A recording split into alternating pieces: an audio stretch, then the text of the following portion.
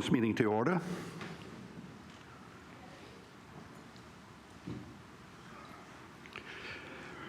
Proceedings are resumed. Please be seated.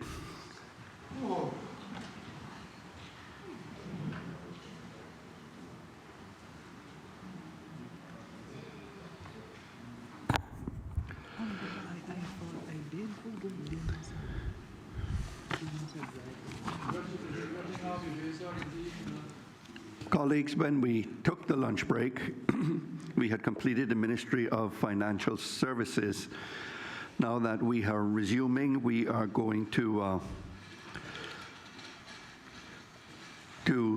examine the appropriations to the Minister for Employment and Border Control, found on page 10 of, excuse me,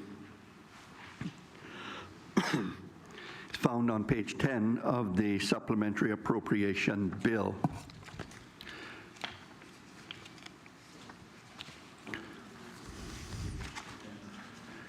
Page 10 of the Supplementary Appropriation Bill. So the first item on this schedule is HCA 1. Policy Advice and Ministerial Services on Human Resource and Border Control Matters, $1,861,930. Are there any questions? Member for Bodden Town West. Thank you, Mr. Chairman. Through you to the Honorable Minister. I know this is a big jump, and I'm just curious, and I recognize that this is a new ministry.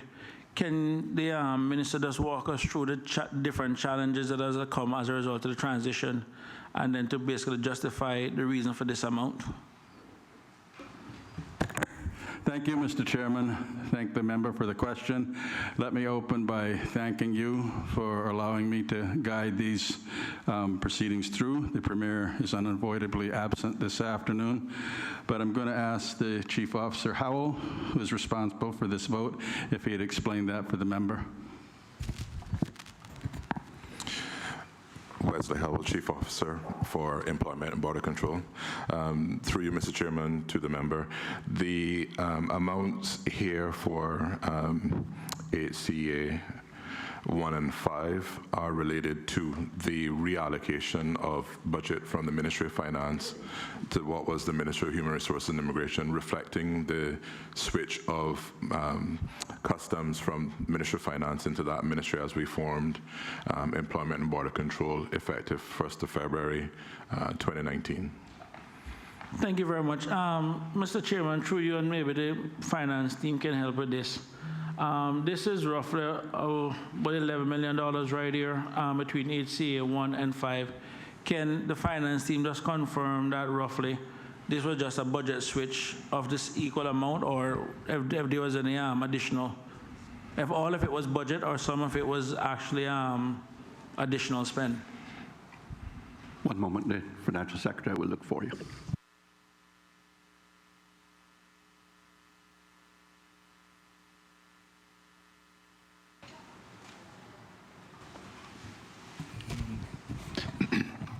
Thank you, Mr. Chairman. Chairman, the honourable member is absolutely correct. On page 15, excuse me, of the bill are the appropriations relating to the Ministry of Finance. So, for example, FED 1, Policy Advice and Ministerial Services, a decrease of $273,665 for that particular output group. Then there's a series of them, decreases FED 2, 3, 5, 6, 7. Mr. Chairman, those decreases, as the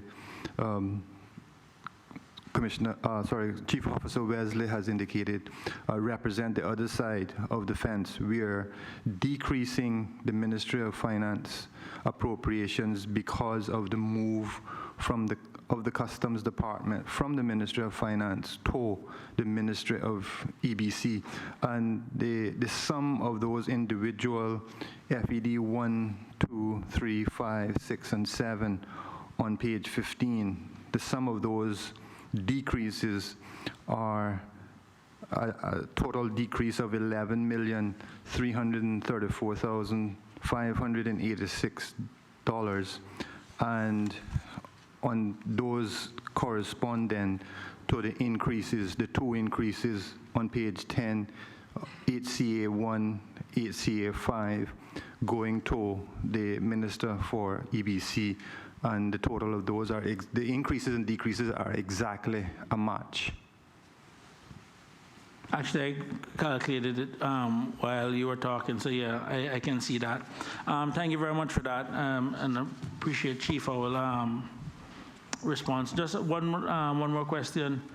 With regards to the transition itself, in terms of the overall between merging parts of customs and parts of different departments, what has that experience been like in terms of the growing pains, the challenges, and of course the successes too? Mr. Chairman, thank you, and thank the member for the question. In my opinion, the merger of the border control aspect of immigration with that of customs to form Customs and Border Control is a well-executed migration.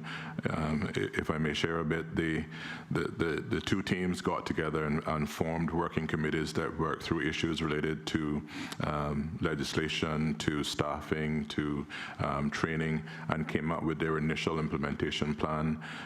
We've seen just recently this year officers from both sides being cross-trained in opposite areas, so they're now able to be deployed elsewhere.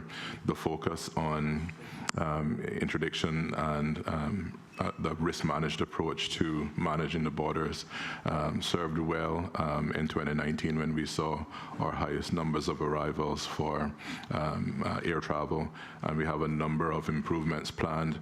Mr. Clifford and his team have worked diligently with the management support unit and have a strategic plan that will take them up multi-year. So as far as a merger goes, it went well. The team actually chose the name of the organization which the Premier supported. They designed their own uniform and those sorts of things. So there was a lot of buy-in and support around the initial merger of those departments. Mr. Chairman, thank you. I did attend one of those sessions, and I can say it was very impressive. And I just want to state for the record that I have the full confidence in Chief Officer Wesley and the senior management team in Customs. So that concludes my questions for this group. Member for Georgetown Central. Thank you, Mr. Chair. Through you, Mr. Chair, can the Chief Officer say how the Labor Department have been handling the difficulties of the COVID-19 effects, and particularly that of work permit processing in comparison to unemployed Caymanians? Because obviously we all know that that's under concerns of everybody, and people have a magnifying view now of any work permits that are granted, trying to transition Caymanians from other jobs that they were normally into within tourism and all that. How are you guys handling that process? Because some people are of the view, well, you know, you got 3,000 Caymanians over there, get rid of 3,000 work permit holders and that's it. Talk about that, why that's complex, and areas that you are trying to find solutions. What solutions have you found? Mr. Chairman, so to clarify, the question from the honourable member is related to the work agency, which was another merger that happened during the 2019 year. So that merged what was NWDA and the administrative processing arm of immigration. That team has been working assiduously throughout the COVID-19 pandemic, and the member may recall that some of the folks on the employment services side, they actually took it upon themselves and made the arrangements to set up their sign-up booth outside the NAU offices. So they were actually capturing Caymanians there at that point. The number of Caymanians registering on the Jobs Cayman portal hasn't been as high as we would have expected it to be. I think there's a couple of reasons for that. One is the initial period for temporary layoffs folks were trying to figure out whether or not they were still employed but just waiting on the economy to pick back up or not, didn't quite consider themselves unemployed at that time and didn't apply. And then the other bit is that some folks are now looking at their pension withdrawal, so they're again not seeking to be employed at this moment as well. But the team are working very, very closely together, so the employment services arm as well as the administrators, which are the civil servants that decide on work permit applications, as well as the board. I know that they're doing a tremendous job of trying to manage those two demands in relation to the labor market and Caymanians seeking employment, because I do get the complaints from business owners when their work permits are deferred or refused because they're Caymanians in the marketplace that hadn't been explored at that point. So they are managing to go through. The boards are now resumed their meetings. The work permit board is also processing there, as well as the business staffing plan board. So altogether, they're managing those two. And the employment services unit have been doing some novel things. They partnered with the Marriott Hotel in a front desk hospitality. So this is sort of transitioning people who were involved in sort of cruise tourism into stay-over tourism market. They had 6 positions and 70 people signed up for it. So it's definitely an area where we can see continued exploration of that. And I think from my own point of view, we actually shared it on a management call this week. The pandemic has changed the outlook of a lot of Caymanians and some folks who would not have looked for jobs within the hotel sector and within other aspects of our economy are now looking at those possibilities. So we're happy to be able to support them at this time and to provide the assistance there. Thank you, Chief Officer. Through you, Mr. Chair, we heard the figures from the Honorable Minister of Finance about how many people were estimated to be unemployed. And the government has done a good job of slowly transitioning the economy to open back up safely. Have we had any updated numbers that potentially may start to see that number decrease from the 3,000, I think, that we were using to potentially saying, well, boy, we're back down to maybe 2,000. I'm just trying to get an indication of what trajectory are we on. Now, we know the tourism industry is not fully open, but the Minister for Tourism himself is doing everything he can to try to step by step strategically open that. Is there any trends in respect to the unemployment numbers, and how soon do you think, based on the government's plan, that we will be back in the black, so to speak, in respect to unemployment? Mr. Chairman, again, thank the member for the question. Our numbers that we have that are reporting unemployment to us are not near what the ESO has sort of estimated as the industry as a whole. The Department of Work actually doesn't get involved when Caymanians get rehired or hired within other jobs. So we have lots of information on non-Caymanians, but we don't have a whole lot of information on Caymanians unless they come forward to us. So either they register, so we know that they're job seeking, or they may seek jobs directly. So I know, for example, companies like A.L. Thompson's and some of the food delivery places have hired significant numbers of Caymanians directly through their own processes without involving work, although work did refer some Caymanians to those employers as well. So I don't have a full number of what that looks like or whether or not it's trending up or down. I am hopeful that folks are seeking employment, and if they aren't, then I would encourage them to make themselves available to our team at work so that we can ensure that they get first right of refusal for those jobs. Thank you, Chief Officer. To you, Mr. Chair, I'm glad you recognize the difficulty, because this is about the 4th time that I've heard about the difficulty to identify Caymanians in the work market. So I've been elected now 3 years, 2 months. Has there been anything done to rectify that problem? Because it's hard to make policy directions and decisions to affect employment if you cannot tell how many Caymanians are employed that are eligible to work in the Cayman Islands. So you can't fix or help properly if you don't know. What I'm suggesting is, would you agree that some sort of regulation or legislation to mandate employers to register who they employ. Now, I understand that they're small jobs. You can't register a person come rake your yard. But these are businesses that are licensed. And a simple regulation to say, if you have somebody employed for more than X amount of days, you have to report it to the Department of Labor. Then we would know who is employed and how many we have. So 3 years, 2 months, and I've heard it 4 times. Is there any intention to fix that? Mr. Chairman, I can share that in the strategic plan for work, there's a labor supply arm that is there to be filled out. One of the things we looked at this week are what are our recruitment plans for the rest of the year in relation to that. Now, the focus has been on some other priorities, but that's one aspect. It won't completely solve the issue of knowing who people are and where they are. The countries that do that well, Mr. Chairman, are those that have a income tax infrastructure, and as part of your tax filing, either from the corporate side or from the individual side, you have to report on that. So the closest thing we have on that end would be the pension filings, but the small businesses, the individual persons who are doing odd jobs, tend not to avail of those processes. So again, we don't know what we don't know in relation to that, but it remains an issue to be solved. So, Mr. Chairman, just going back to or expanding on the issue raised by the member for Georgetown Central. Looking back at the pension filings, I mean, once you start tracking someone, you can directly see if there's monthly contributions being made for that person. Now, chances are if they're working, there should be monthly contribution. If they're not working, then there probably wouldn't be monthly contribution. And if they are working and there's no monthly contribution, then that's a crime.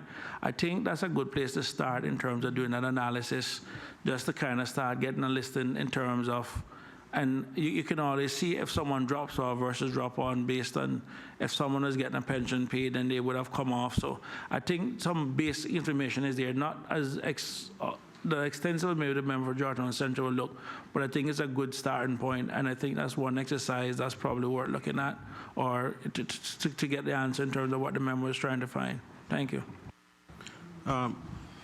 Member for Newlands.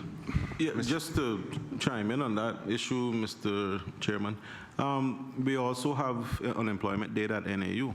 So has an effort been made to try and extract some of that and feed it into work so that at least we'll have a running understanding of which Caymanians are there looking for work?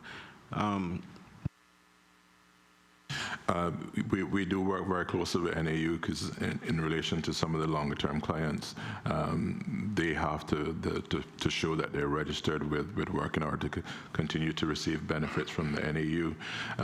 But yeah, in that sort of triangle, there's data, actually is 4 sides. There's some data with health insurance, there's some data with pension, there's some data with NAU, and some data with work, because businesses, particularly larger ones who hire non-Caymanians, have to file their business staffing plan, and that lists the number of Caymanians employed and whatnot. So we have a number of pieces, and that is one of the aspects that we're looking at, because in order to be able to properly manage, even down to scholarships and priorities and those sorts of things, we need to know, what the labor market looks like and where the labor demands are and the supply is.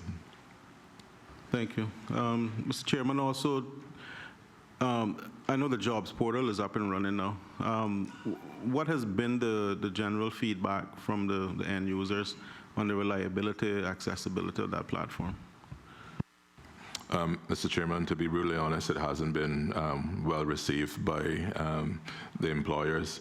The interface was a rushed interface to get us up and running quickly.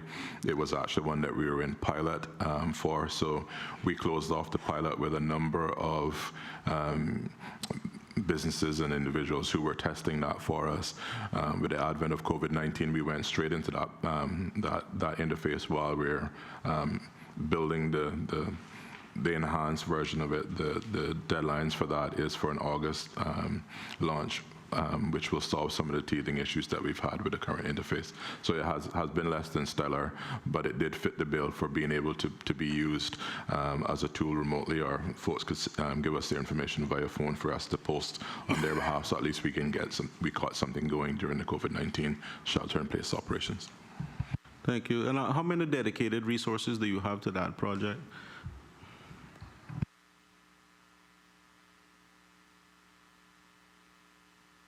Mr. Chairman, I'm being advised by the acting director that we have 5 in-house, and we work with a number of contractors as well.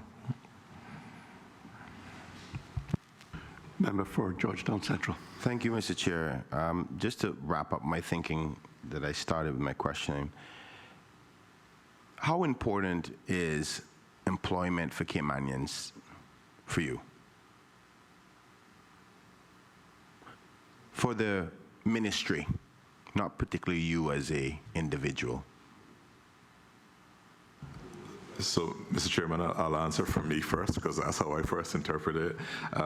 So, as the father of 2 Caymanian boys, my eldest son is 16. I am looking for him to have the same opportunities that I had in Cayman. So, I started work with the government unpaid in 1985 as an intern, finally hired in 1987, working, I interned in the mailroom. So, my entire career has been with the government in various aspects. I would hope that we are able to provide opportunities like that for Caymanians across the board. It is one of our high priority areas. Like I said, I get it double, because I get it from Caymanians who are looking for employment, particularly those who are applying multiple times, some of those that have some barriers to employment that we also work to help persons with. And I get it from employers, businesses who are getting the refusals from our persons that are considering their applications, so that Caymanians can get that first preference at those jobs. Thank you. Through you, Mr. Chair, and Mr.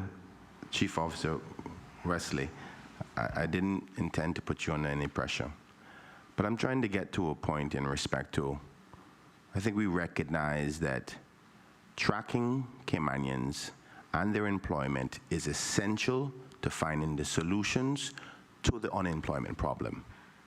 If we recognize that, then the next question is, when is going to be a timeline given to implement something that we can track them with? Because if we recognize that's what we need to create proper policy decisions to help Caymanians get jobs, if we don't fix that in a timely manner, we'll never fix this problem. So can you give the country a commitment based on the policy direction of the government, or if there is a policy direction by the government, as to addressing the tracking of unemployed and employed Caymanians? Because you rightfully said, we know about everybody on work permit, but we don't know nothing about Caymanians. And that's our top priority here. By all means, persons on work permit are important to us as in our economy and everything else in our labor market. But our top priority as legislators are Caymanians. So my question is, can you give a timeline to this House when that problem will be resolved, or if you're aware of one? Mr. Chairman, I don't have a timeline that I can share.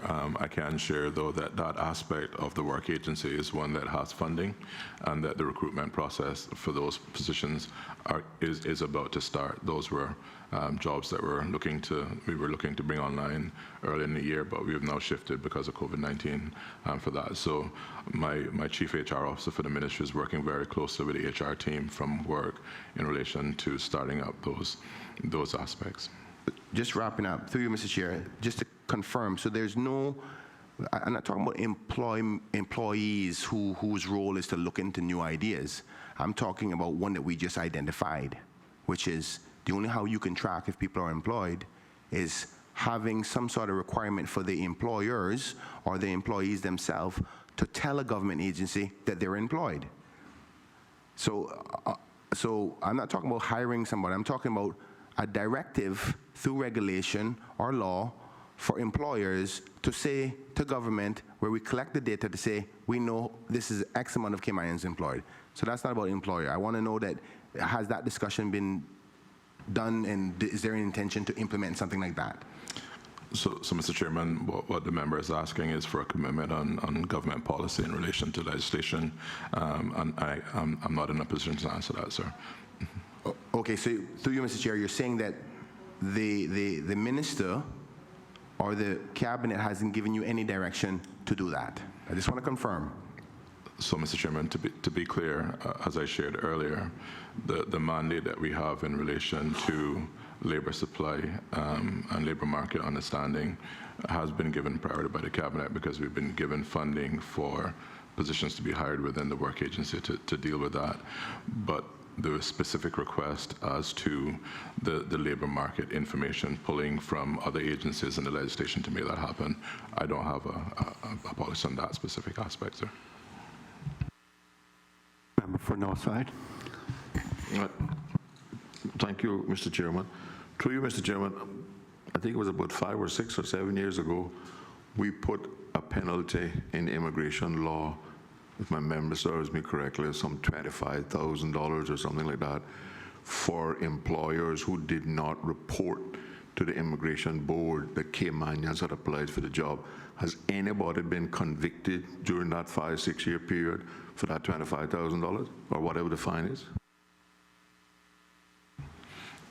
So, Mr. Chairman, through you to the member, thank you for the question, sir. The immigration law had progressed to the point where administrative fines were introduced, and many of those issues in relating to reporting were picked up during the administration fine aspect. I don't have the details of what the fine aspect is here, but the compliance folks have been quite active in relation to those, particularly when those complaints come in. Through you, Mr. Chairman, I wonder if the ministry could provide me with a list of, not necessarily the persons or the company, but on an annual basis, how many people have been convicted because they didn't say that Caymanians had applied for the job. Mr. Chairman, I can commit to doing that, sir.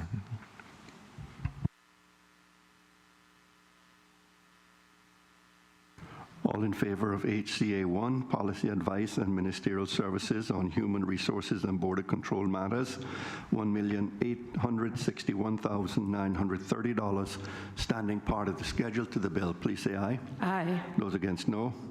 Ayes have it.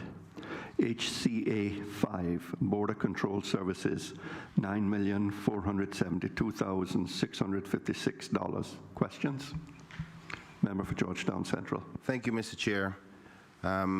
Through you, this goes back quite similar to the labor element, but because it has to do with the immigration enforcement part. Just a bit of background, I remember growing up as a child in Cayman on Shedden Road, and people used to say, immigration, and people would scatter. And there was a fear, rightfully or wrongfully so, that when it comes to immigration, the Cayman Islands took a serious approach. And you had officers on the ground. We used to have the immigration vans that everybody was, that's an immigration van, they're coming. I say that to say this. Obviously, the pandemic has created a bit of a warp with the employment element, because there's people who were not really employed, who were still on the island. They were work permit holders. They didn't really show they had a job. We're slowly opening things back. So things are not perfect. And what I'm concerned about is, particularly with those 3,000 people that we've identified or estimated that are Caymanians who are not employed, we also have some people out there who don't really have a job yet that technically have a work permit and still here. And those people are going to do the natural thing to survive, which is to find a way to make money. But while they're making money, my 3,000 Caymanians that are unemployed don't have a job. This is where I think that enforcement arm needs to be very active. So the question I'm asking you, how active has been the enforcement arm of immigration been on the ground looking for those types of scenarios? Because I believe violations to immigration via labor must have increased throughout this pandemic because the system was warped as a result of COVID-19. So can you tell me about that?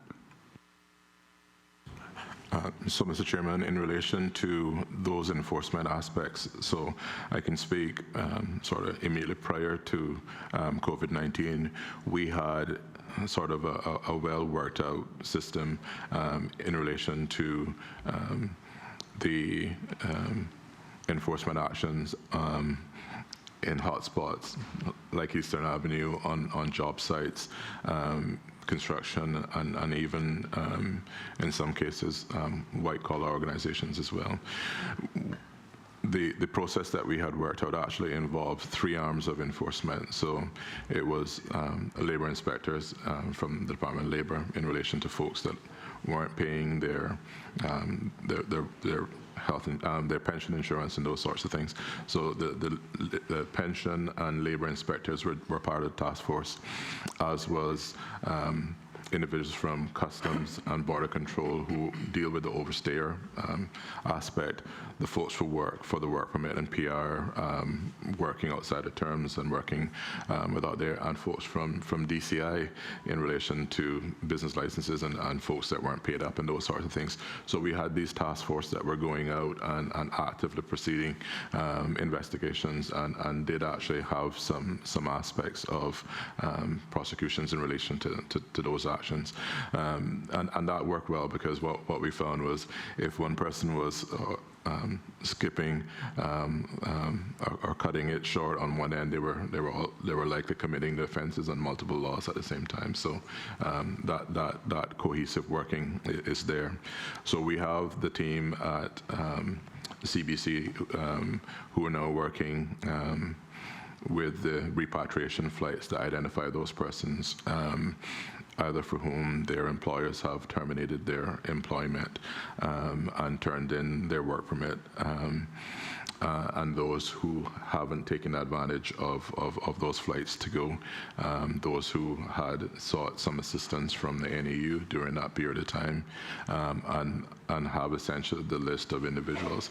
So as we sort of turn our mind to setting a date for the ending of the amnesty for overstaying, now that we can repatriate a certain number of nationals because their borders are now open, I think you will see increased enforcement action in the coming weeks in relation to that.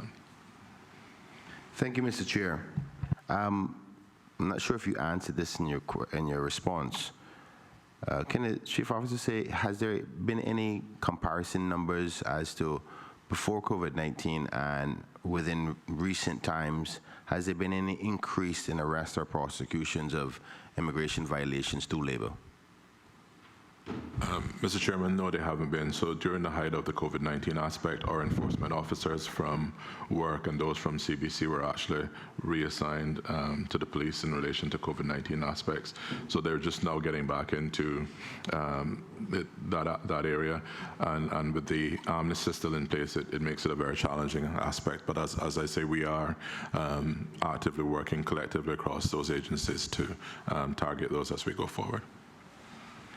Thank you, Mr. Chair. Through you, Mr. Chair, or thank you, Chief Officer. Can you just say how many members are a part of that team that focus on this type of issues in respect to immigration violations?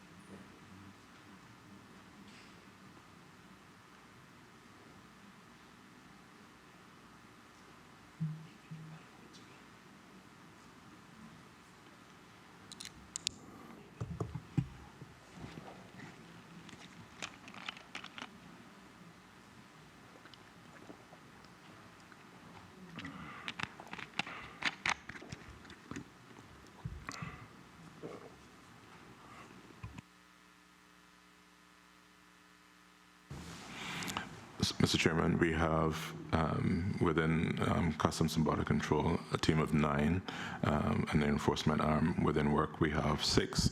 I don't have the exact numbers for Department of Labor and Pensions, but I think their combined inspection team is around 10 or 12 in relation to that. So that's our complement at this point. We do have some vacancies within work.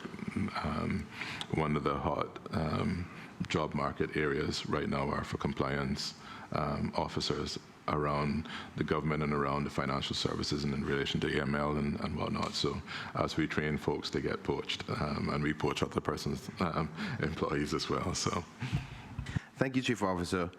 Do you believe that the amount that you have is enough to tackle the suspected risk levels out there in respect to it? So, Mr. Chairman, we could always do with more resources, but I can say that the teams within work and CBC and DLP are using intelligence. So the intelligence aspects of their teams are hard at work, and they prepare risk profiles that we can then dispatch folks to, and those may be as simple as, you know, an administrator looking at an application thinking that a salary looks too low and maybe they're not paying the right salary, and then we would do some research and prepare the team to go in and inspect the labor aspects of that, as well as their work permit filings, ensuring that the person's working in the job that they are, and they don't have people working illegally in those things. So we could always use more resources, but we are using intelligence across the board to deal with the high-risk folks first. Thank you, Mr. Chair. Thank you, Chief Officer. I just want to move on to another area I think that may fall under this, which is if this is the right place to ask it, because I think it falls under your immigration arm. The quarantining of persons who come back home. I want to first say you're doing an amazing job in respect to handling this whole thing through COVID-19. I have nothing else to compare it to, but I can only imagine it can't be any better than this. So congratulations to you and your hardworking staff under you. There are still Caymanians coming home and still being quarantined, but I understand they're having some problems down at the Holiday Inn where persons are concerned about how long they're staying in there. Are you aware of any of that, and is there any solutions happening? So, Mr. Chairman, we work along with Dr. Lee and public health and travel time in relation to repatriation of individuals home. We're not involved with that aspect in relation to that. That's not been managed by a different agency. So our aspect is really about border control, and then sort of the research that goes into persons who are wishing to travel to ensure that they are Caymanians or PR holders and the like. Thank you, Chief Officer. And just to close out my line of questioning, and forgive me for my naivety, if it doesn't fall under your area, which minister who is in charge of that quarantine zone, so I can put the question in the right place? So, Mr. Chairman, the quarantine was under the remit of the National Emergency Operations Committee, and transitioned then to travel time, which is Chief Officer Bush in relation to that. So his team are now managing the aspects of the isolation rooms and the repatriation flights on an incoming basis. Sorry, Chief Officer. Ministry of ITAMA, International Trade and Maritime Affairs. Forgive me, Mr. Chief Officer, and through you, Mr. Chair, I'm a bit confused now because it's under this minister still, correct? Yes, sir, but the Premier as minister has 4 chief officers. Mr. Chair, with any direction from you in respect to this concern, is there another line item under this that I can use, a line of questioning, because I just don't want to miss the opportunity. It's a very important topic.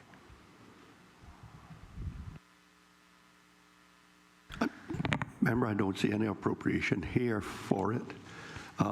So they would not, I mean, they wouldn't be here for questioning, if that's the case.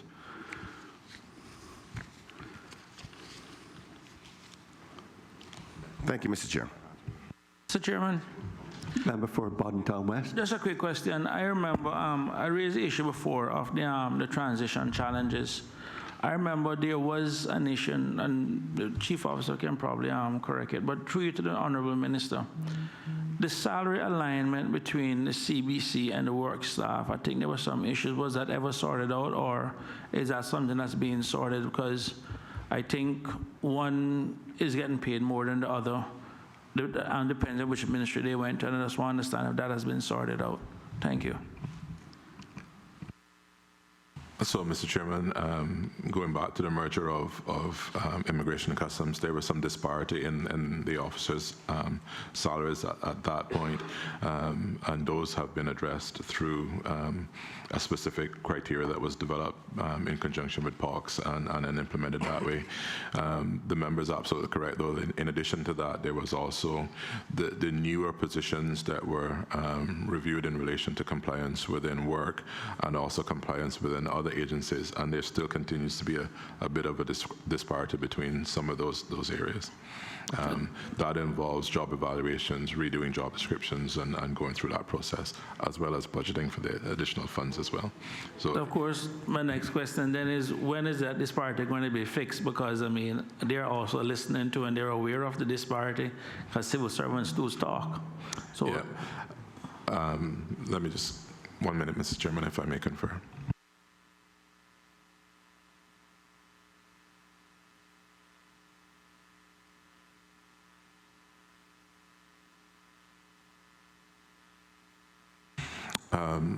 So, Mr. Chairman, through you to the member, I can confirm that the HR staff within the CBC arm are actively working on those reevaluation of the job descriptions based on the more recent ones. well, Mr. Chairman, I can tell you from now, if that supplementary come to give the CBC staff the correct amount that they should be getting compared to others, I can tell you right now, I think it will have the support of myself, and I know some of my other colleagues too on this side. Thank you. All in favor of HCA 5, Border Control Services, $9,472,656 standing part of the schedule to the bill, please say aye. Aye. Those against, no. Ayes have it. EI 11, Ministry of Employment and Border Control, $7,259,532. Are there any questions? Member for Bodden Town West. Is the helicopter here? And if not, when do we expect to have the helicopter here? Is that the one that's here now? Mr. Chairman, so to go back to the numbers in the budget, this was the first H-145 helicopter that was purchased to supplement the old aircraft that we had. The numbers in there reflect a cost-sharing arrangement with the UK government, so this is about 3/4 of the purchase price of the helicopter. That helicopter came straight from the manufacturer and wasn't outfitted specifically with the additional policing gear that was required for it. So it went off prior to COVID-19 hitting to be refurbished. Their plant, I think, is in Louisiana, and they weren't able to complete that on time. The second helicopter is operational and is here.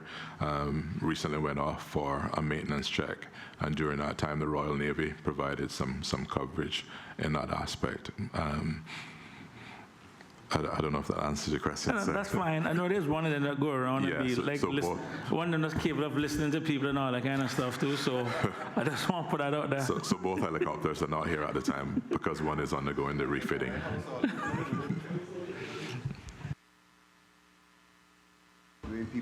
Member for East End. Thank you, Mr. Chairman. When is the other one due to be refitted?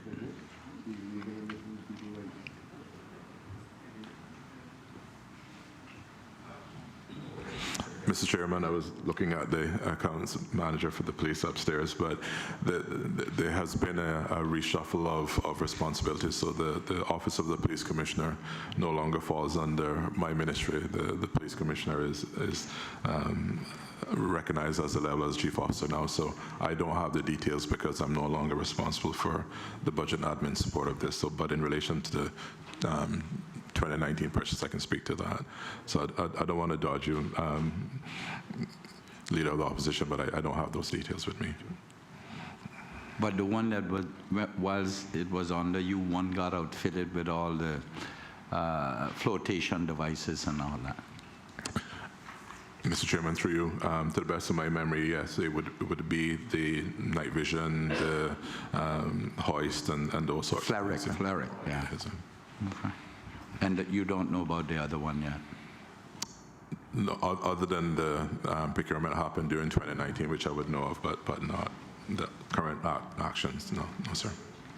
So who knows? The police commissioner, sir. In the next 2 weeks. Mr. Chairman, I've just been advised by a member of the RCIPS accounts team that the second helicopter will be here in 2 weeks, with having completed a refitting. Chairman, on the helicopter, one quick question. When will we have our Cayman pilot in that helicopter? Mr. Chairman, I expected that question today, and that was one of the things that we followed up on. So the RCIPS hired that pilot, and they have been paying for his professional development to the particular twin-engine type of aircraft that the police are using. And he was undergoing a training mechanism in Trinidad, flying for the oil industry, so it's high demand, high complexity.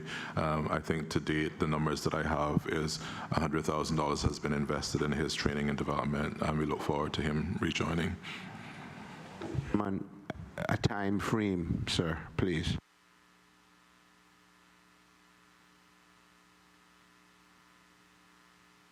Mr. Chairman, again, with the police commissioner being present, I don't have the current details.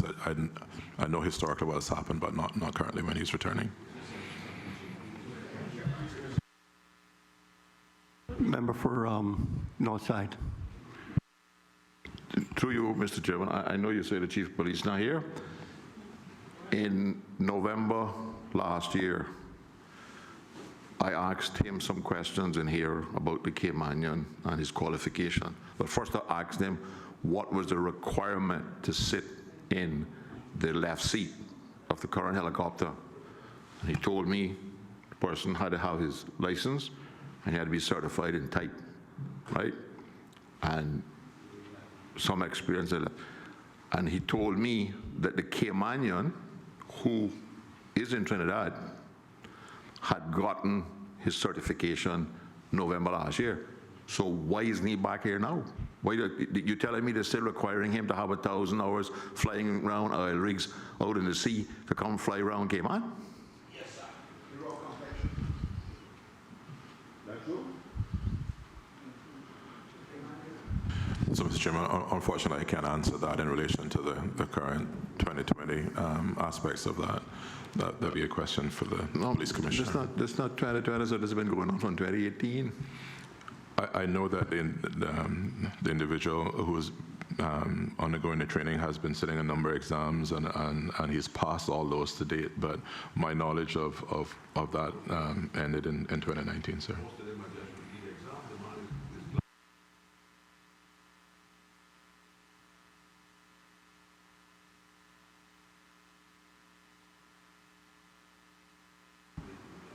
But I don't guess you can answer it, because the question is the government, I'm asking this of the government now, policy position. What is the government's policy position on training Caymanians, because this is all about employment now, and what recruitment efforts has been carried out to recruit Caymanians to be trained to fly this helicopter? We're not talking about sending them to the moon. We're talking about flying a little helicopter around the island. It is not difficult to do. Mr. Chairman, I've been advised that the police commissioner is on his way, so I don't know if you want to take a break for him to come and answer these, or if there are other questions in relation to that, then I may be able to answer. But I'm prepared to talk about the appropriation, but not the current operations, because I don't have knowledge of those. Mr. Chairman, I am compelled to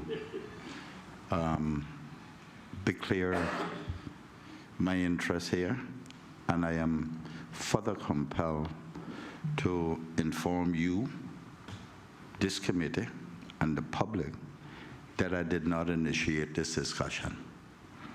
I therefore would like that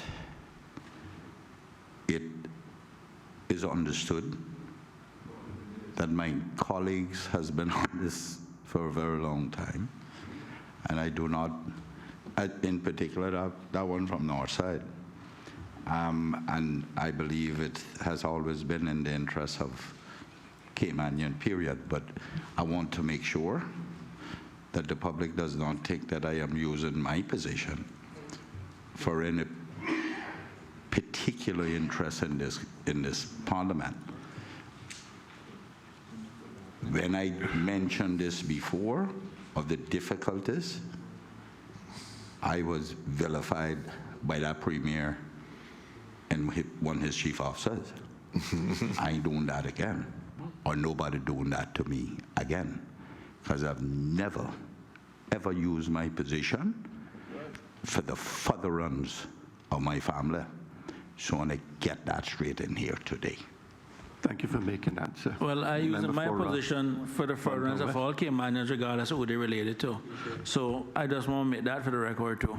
Okay. Mr. Chair, if I... Member for Georgetown Central. Thank you, Mr. Chair. I recognize what the Leader of Opposition has said, and I want to just add that, for one, he's never talked to me about it. I know that. But most importantly, the fact of why there's so many people fighting on behalf of this Caymanian for that post is he the only Caymanian that has the qualifications. And I don't care who child he is or who he family to. Our job is to protect Caymanians. Especially now they're not going to excuse that you can't find one and he don't have the qualifications. So for those who are in charge of that, be mindful that our job is going to continue to be, as long as we're here, to continue asking why he's not in the post.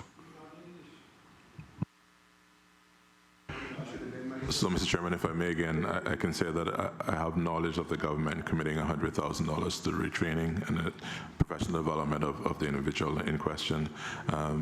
Any more specifics than that we would have to get from the police commissioner, but I think the investment that the government has made and that the police in particular have made in this individual shows their commitment, sir. Just one last question. Mr. Chairman, could I have a breakdown of that $100,000? I know you don't have it here, but I want it in writing. Mr. Chairman, I'll commit to Because I that. believe that could train 2 additional Caymanians in the U.S. up to certification. Mr. Chairman, if you may, I do have some of those numbers here with me. Sure. Proceed, sir. Tactical flight training program, $42,724.23. Allowances and living expenses, $35,000 Cayman dollars. Health insurance, $802.37, and $35,000 in related travel advances, travel claims, and other travel-related expenses, sir.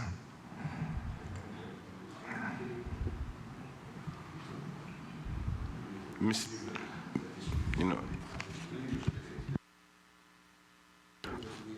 All in favor of EI 11, Ministry of Employment and Border Control, $7,259,532. Standing part of the schedule to the bill, please say aye. Aye. Those against, no. The ayes have it.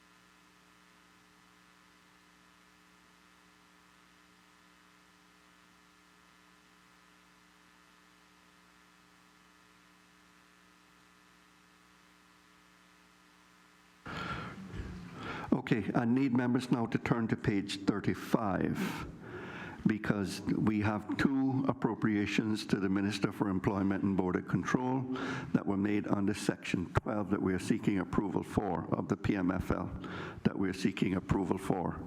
You may recall that we deferred those from yesterday. So the first one is HCA 14, Protection and Investigative Services, a negative $2,830,646. Are there any questions? Mr. Chair, you said a negative? Yes, sir. That's, oh, hold it. I think that's No, sorry, it was a pen mark. Okay. So it is, let me read it. It's HCA 14, Protection and Investigative Services for $2,830,646. Questions? For Town West. Mr. Chairman, can you just tell us exactly what that is for exactly? I mean, it's a good chunk of money. I see they have the helicopter here for the second helicopter, but was there anything else included in that amount?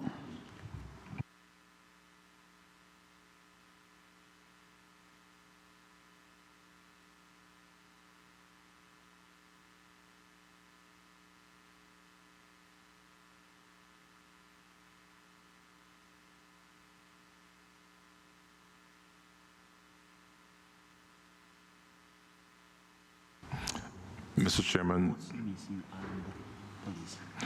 through you, sir, in those additional appropriations were staff and resources and training in relation to anti-money laundering and counterterrorism financing, as well as some software systems for those functions, for both the police and for CBC. Hold a second. So, the HCA5, that's the CBC one, right? And then the HCA 14, that's the police one, correct? HCA 14 includes both police. Mostly police. But some CBC.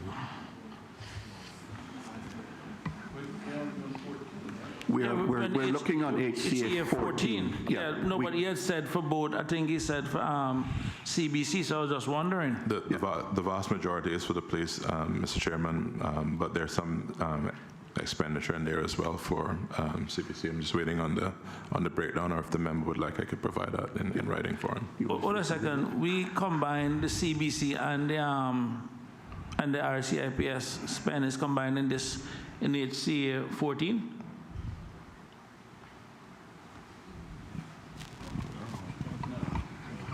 One second, Mr. Chairman, let me confirm.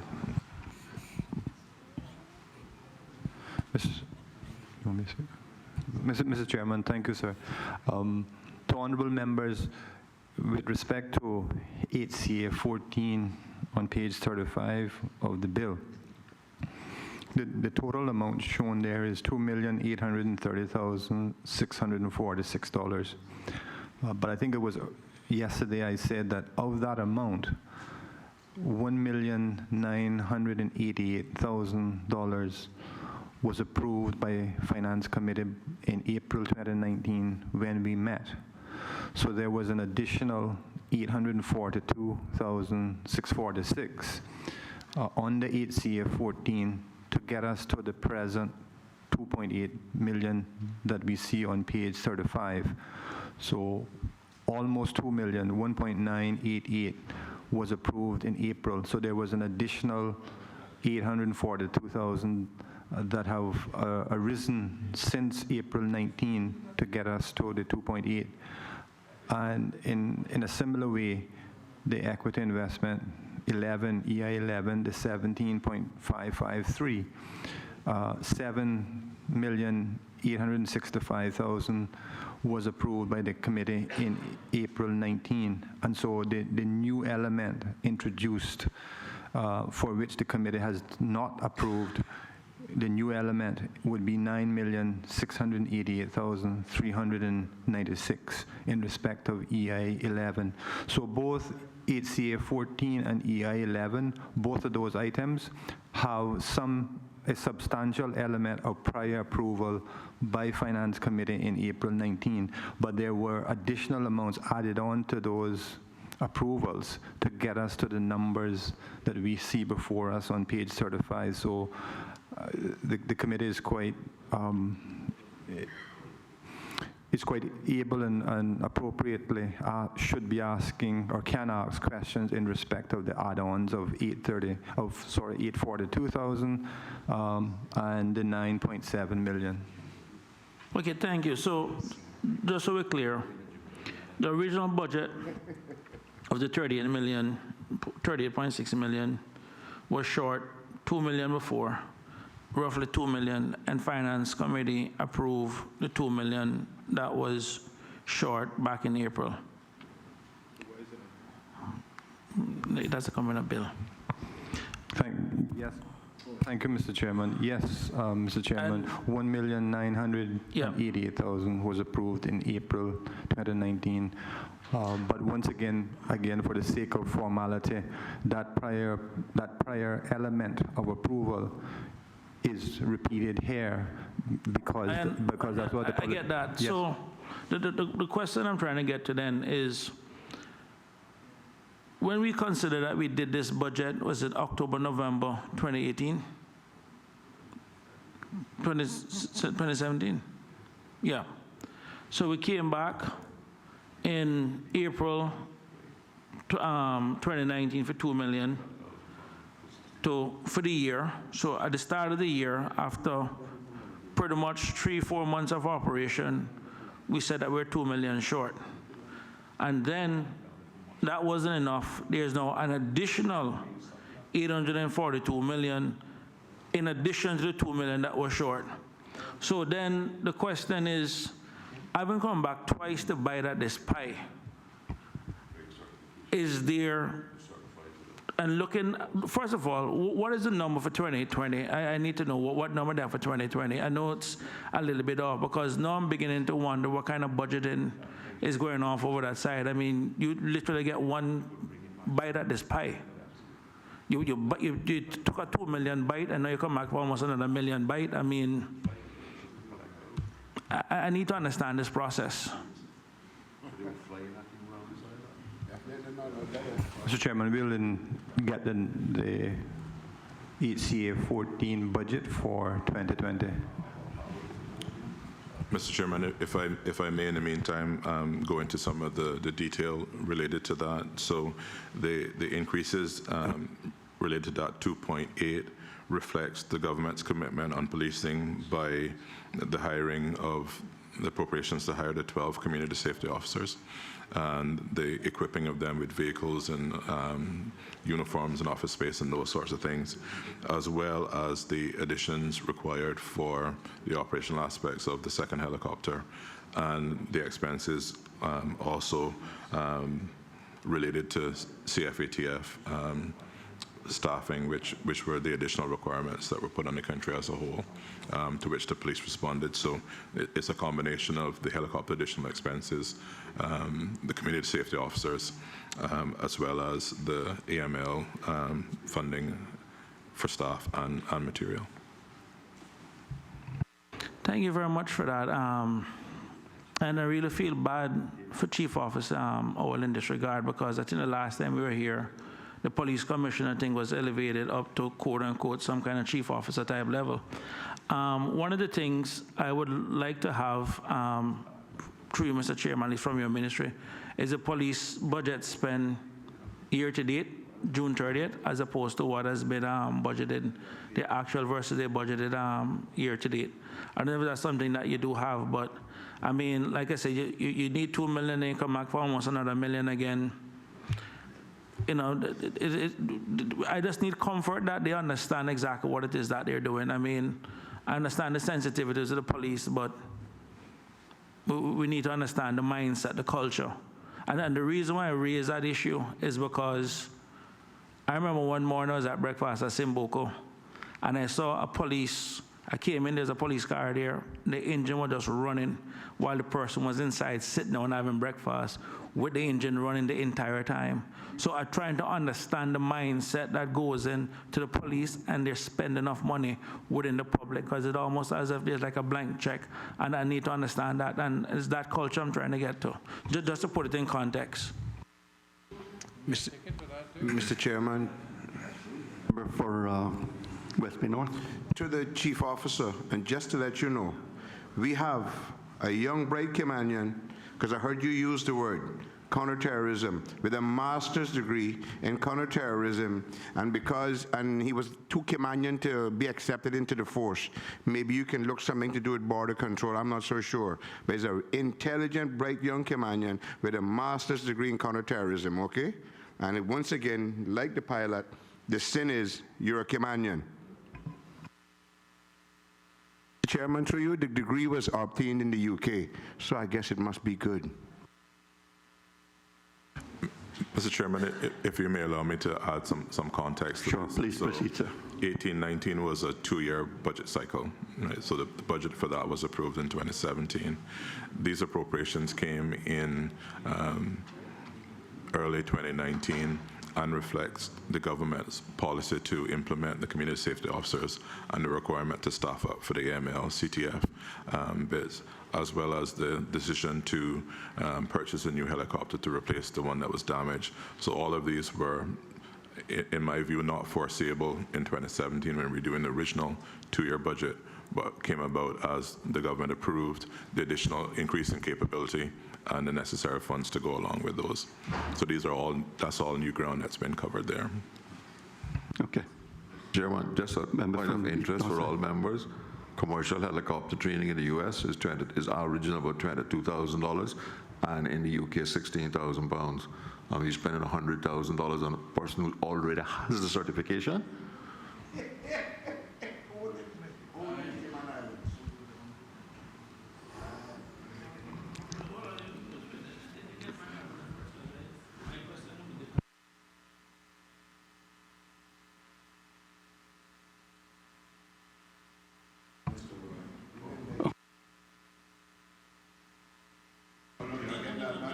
No.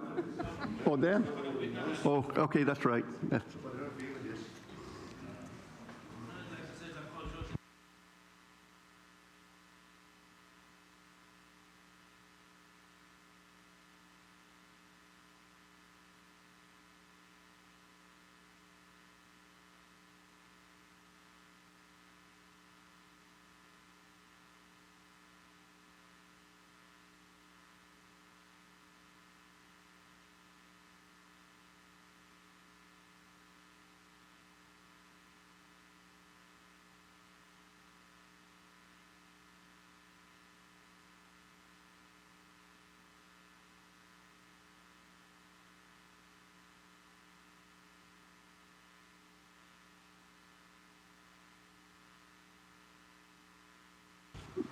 Member for Bondham, are you comfortable with the minister providing you with the information?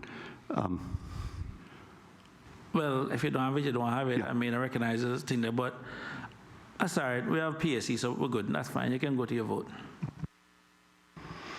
All in favor of HCA 14, Protection and Investigative Services, $2,830,646, standing part of the schedule to the bill, please say aye. Aye. Those against, no. Ayes have it. EI 11, Ministry of Employment and Border Control, $17,553,396. Are there any questions?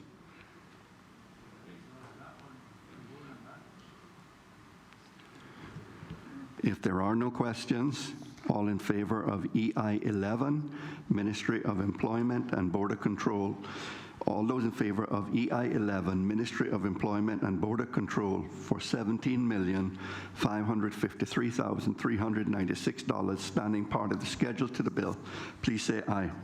Aye. Those against, no. Aye. The ayes have it. Thank you, Mr. Chief. Thank you, Chief Officer Howell. They're done? And I want to thank him also, Mr. Chairman. He is a really good chief officer, very professional, and a true representative of a world-class civil servant. So I just want to put that for the record also. Thank you, sir. Through you, Mr. Chairman, on behalf of Premier and myself, Chief Officer Howell and his team certainly made it very easy for me this afternoon. So, and I know he does that every day. So thank you, and thank the team for coming.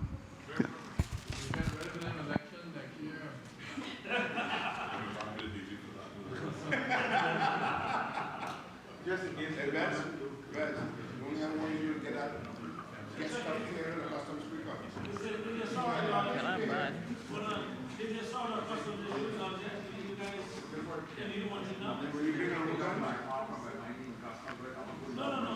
Sam not here yet? So as you know, there was two. Yeah. And then all of Echeniticus.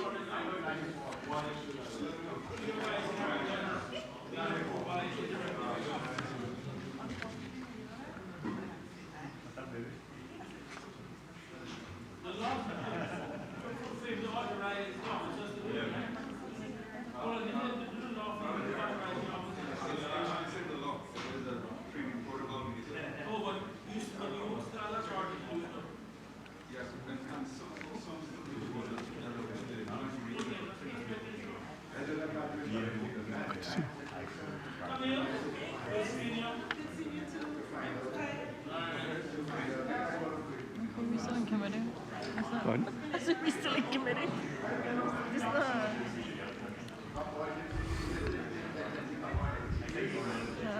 Members of the committee, we will now turn our attention to the next appropriation, which is the appropriations to the Minister for Community Affairs.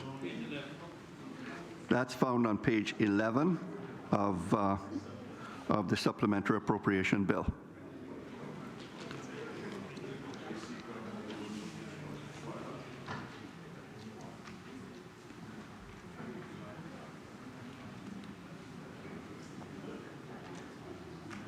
That's that.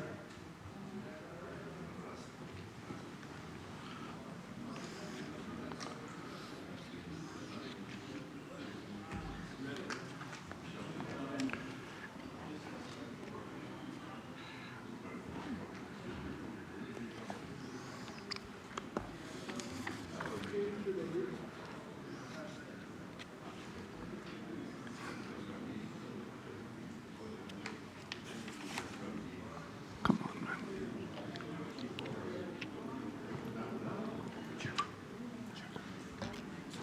Sure.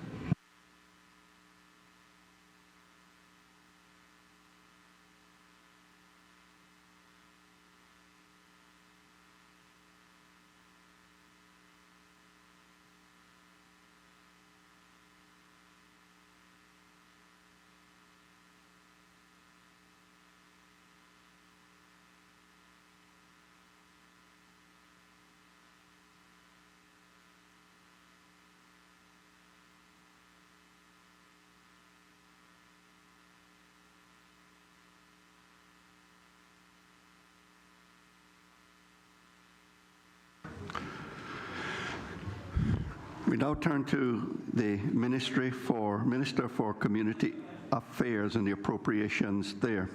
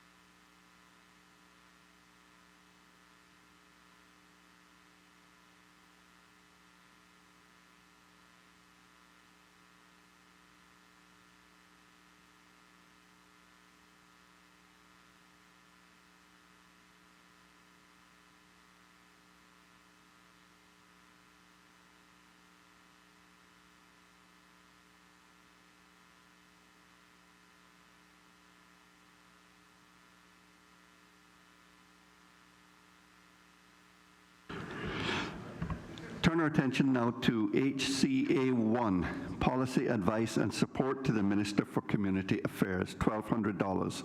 Are there any questions? 11. Page 11, HCA 27. All in favor of Mr. Chair? Yes. Can, through you, Mr. Chair, can the minister say how, or give us a down low how things went in respect to dealing with the COVID-19 assistance through the NAU? Through you, Mr. Chair, thank the member for the question. I'll ask Councillor Harris to answer that, and he also has Chief Officer Teresa here for her support. Thank you, Mr. Chairman. Through you, and certainly thank the Deputy Premier, and apologies on behalf of the Premier and Minister for Community Affairs, who is unavoidably absent. Certainly to the member's question, through you, Mr. Chairman. Certainly, I think I have to take my hats off. We all do, to the Ministry of Community Affairs, specifically the Needs Assessment Unit and the Department of Children and Family Services. They all stepped up remarkably during the COVID crisis, particularly the staff of the Needs Assessment Unit. We had a full complement of staff members. I think there was only one person that actually didn't come into the office, and that was largely based on age. We had officers working remotely.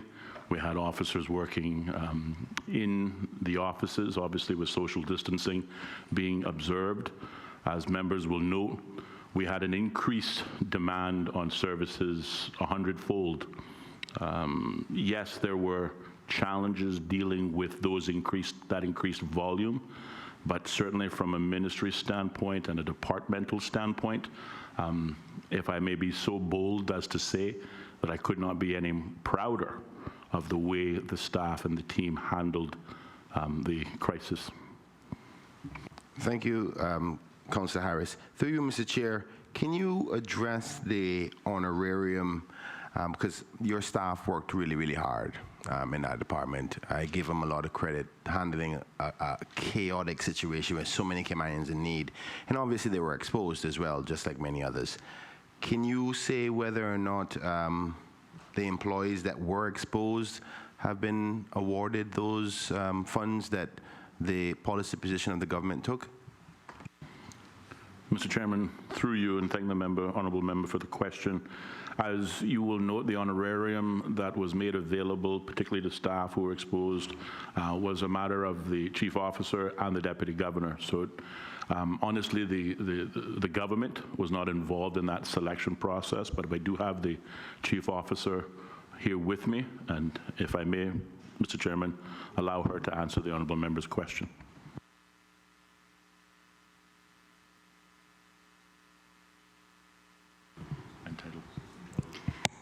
Teresa Echenike, Chief Officer, Ministry of Community Affairs. Through you, Mr. Chair, I am very pleased to indicate that all of the NAU staff, except for one staff member, all received honorarium, and the DCFS staff as well received. We took into consideration the criteria and level of involvement, and so some of the funding extended to DCFS staff varied. That's probably the best news I've heard all day. Thank you so much, Chief Officer. And through you, Mr. Chair, can the Chief Officer or the councillor say, now that things have reasonably calmed down and not back to normal, but somewhat not as heavy lines, I think, as you once was, do you feel that everybody has been contacted and their issues been resolved and we're back more on a regular basis? Because I unfortunately, I'm still getting some people messaging saying, you know, it's 2 months, I haven't heard anything. So where are we at with the backlog? Because the backlog was expected before because of the circumstances, but now things are getting back to normal. Where are we? Mr. Chairman, through you to the honourable member, thank him for the question. Certainly, we're still dealing with the volumes because not every business is either back to work or their hours in terms of what they were earning before, they're not getting now. So NAU is still very much in the picture. But I have to be honest with the member in terms of the backlog. One of the biggest challenges that NAU experienced, ironically, both during the pandemic as well as prior to it, were the incomplete application forms that were submitted to the department.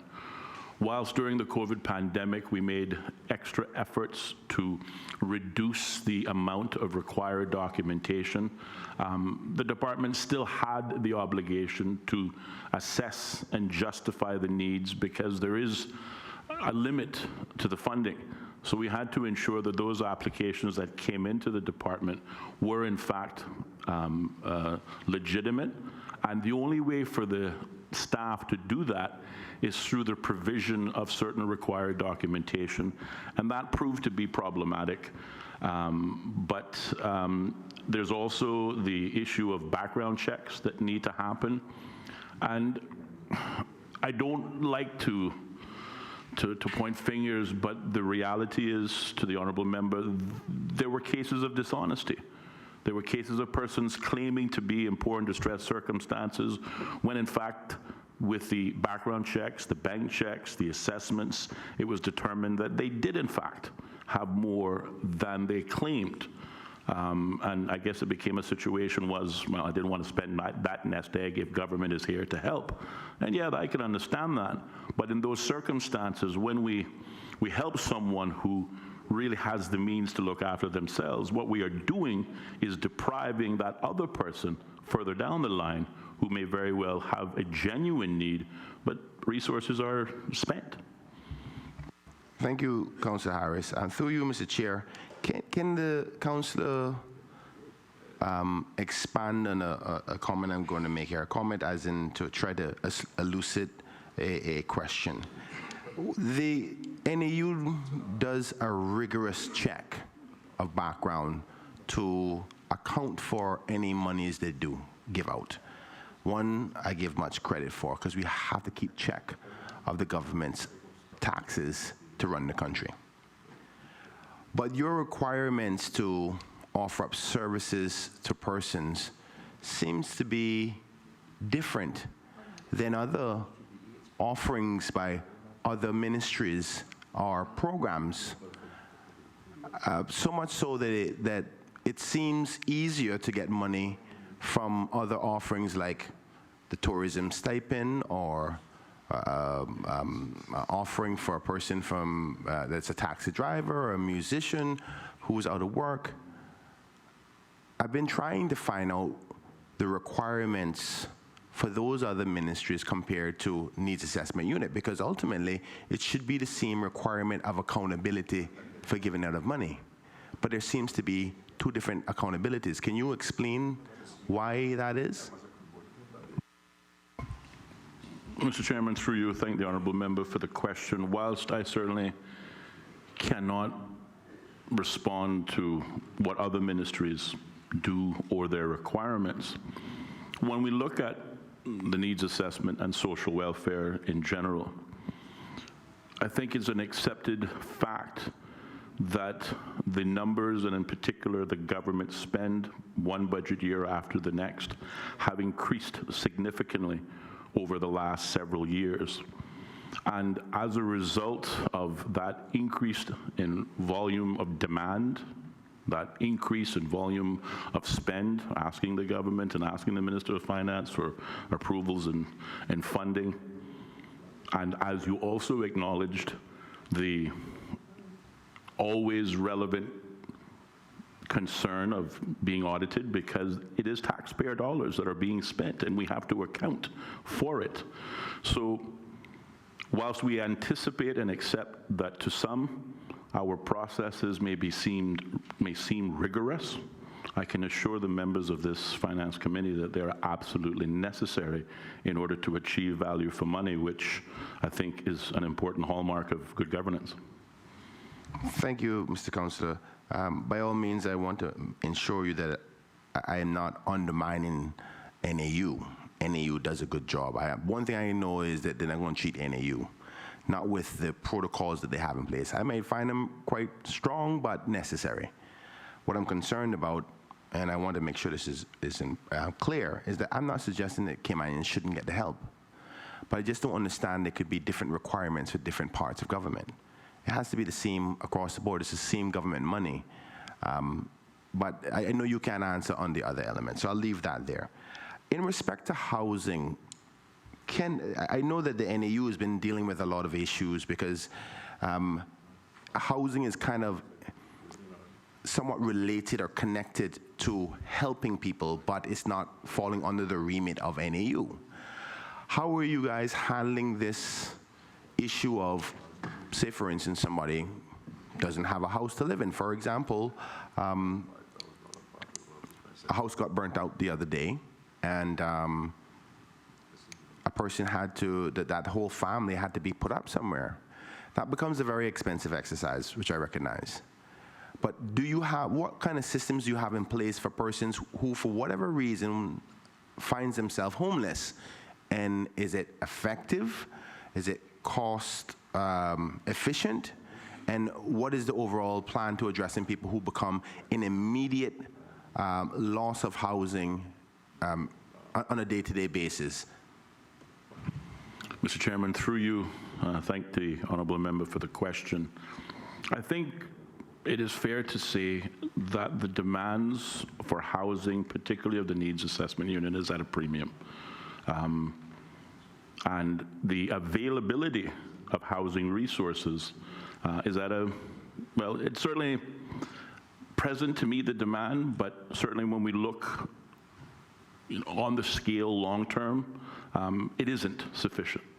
Thankfully, we have engaged the Ministry of Housing, the Honourable Minister, and we're looking at ways in which we can increase that housing stock. But the government has maintained the position thus far that when it comes down to providing houses to address the immediate needs, whether it be rental or otherwise, we use the local market. As you quite rightly understand, until pensions rolled around, Caymanians' retirement plan was building apartments in which they would otherwise derive income from it. The government recognizes that, so when there are rental needs or housing needs, we go back to those same Caymanians in the economy to put money back in their hands, to bring them on as landlords, and we're spreading, if you will, that money across the local economy. We're not spending it somewhere else.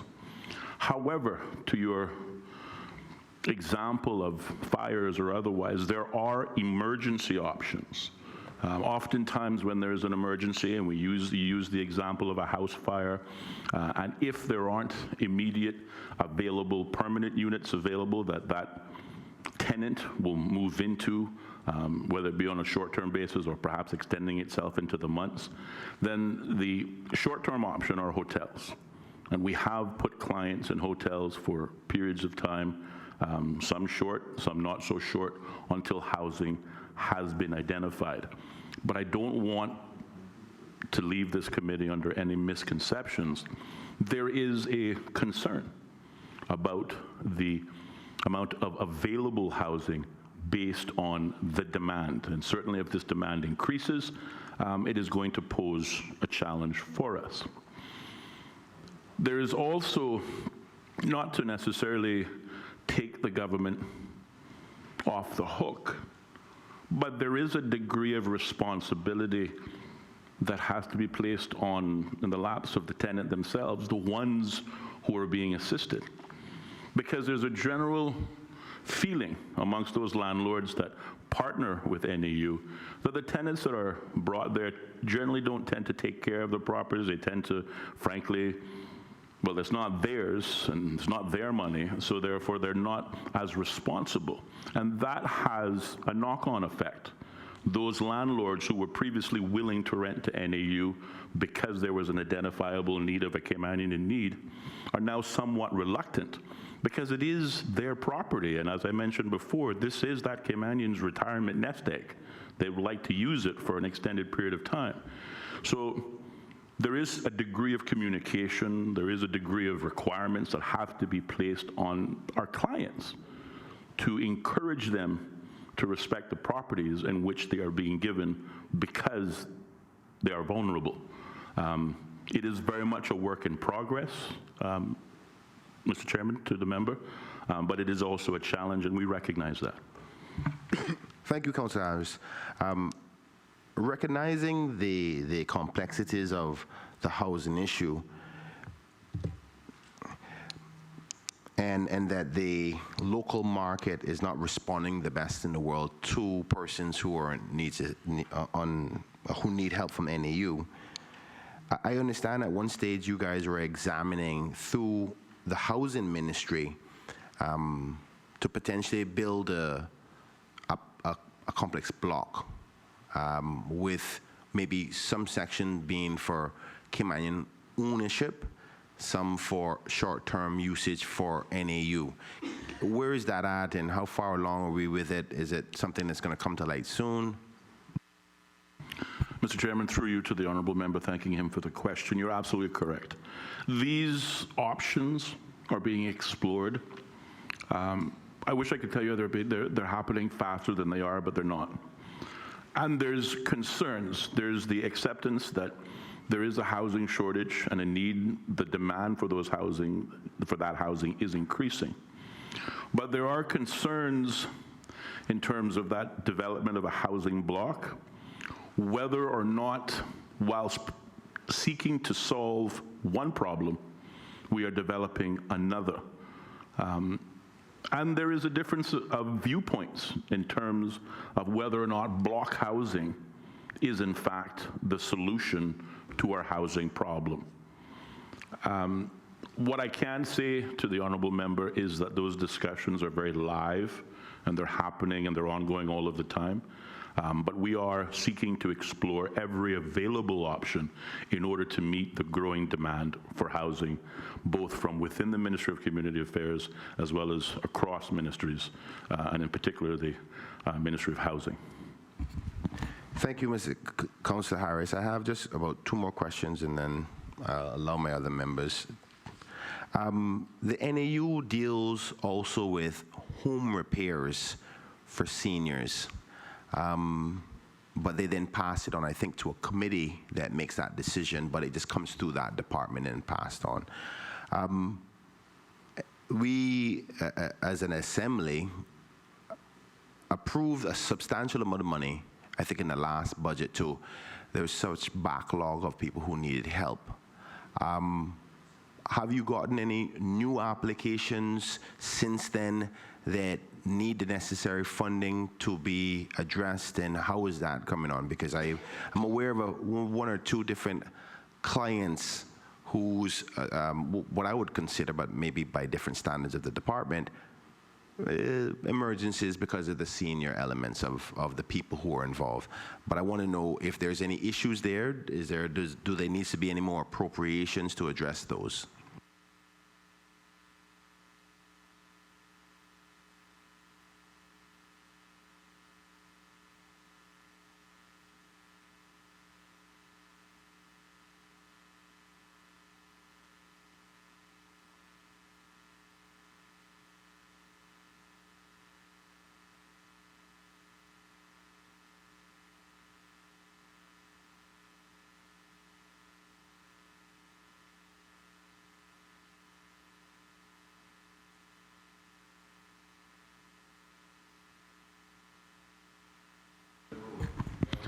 Mr. Chairman, through you to the honourable member, thanking him again for that question.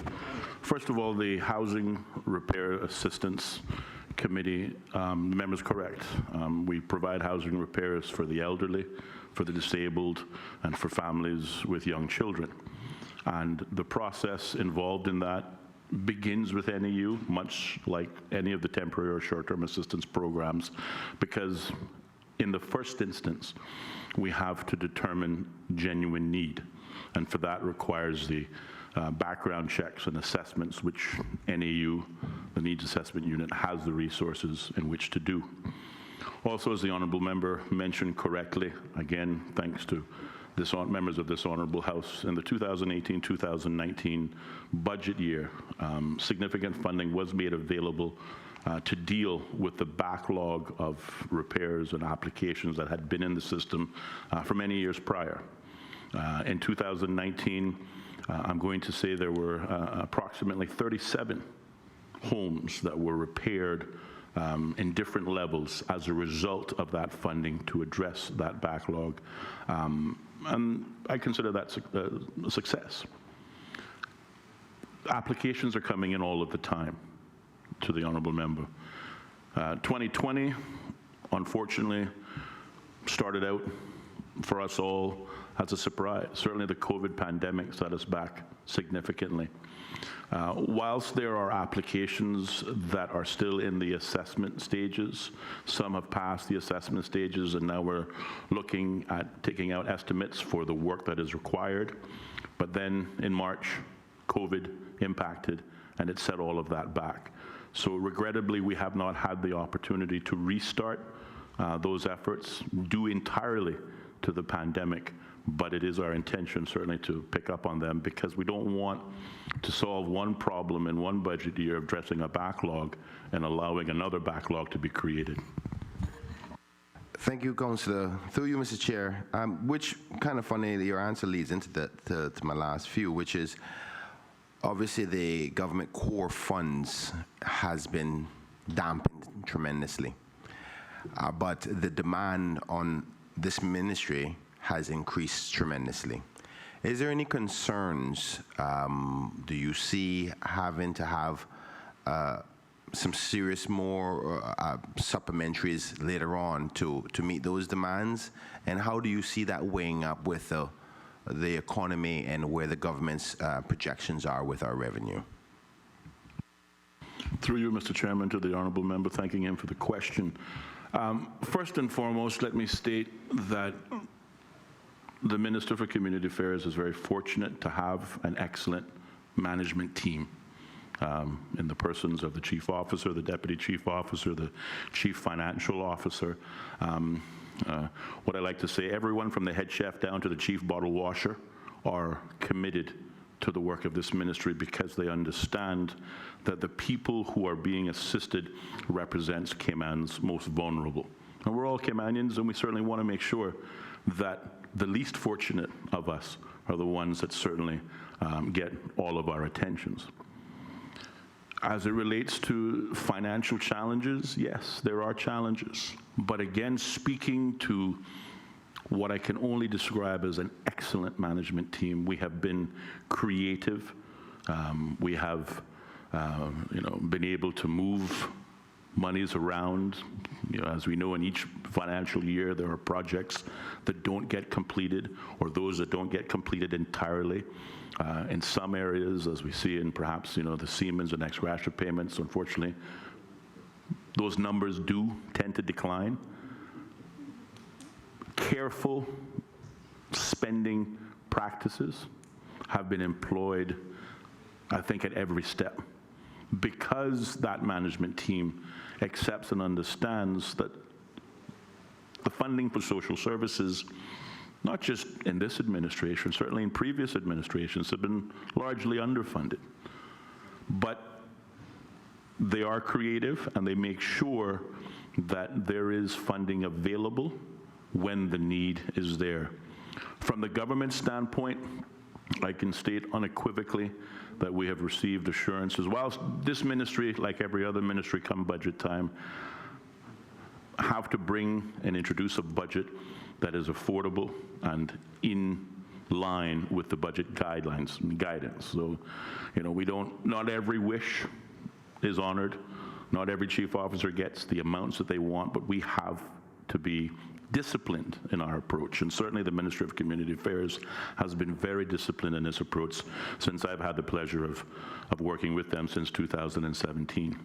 But also we've received the assurances of the government that as it relates to the needs of our most vulnerable, and certainly not just the government, but let me also add members of this honorable House, because we've come to this honorable House for supplementary funding before, and thankfully we've found that members of this House also have a concern to ensure that there is funding available for our most vulnerable, our elderly, our disabled, our families with young children.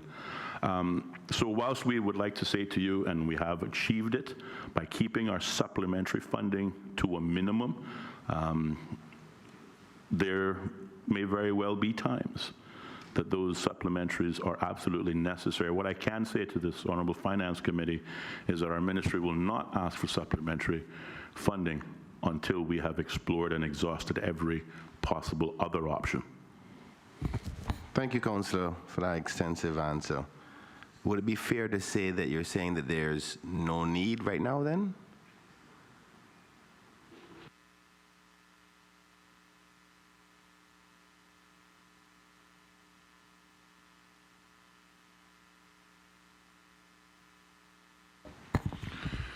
Through you, Mr. Chairman, to the honourable member, thanking him for the question.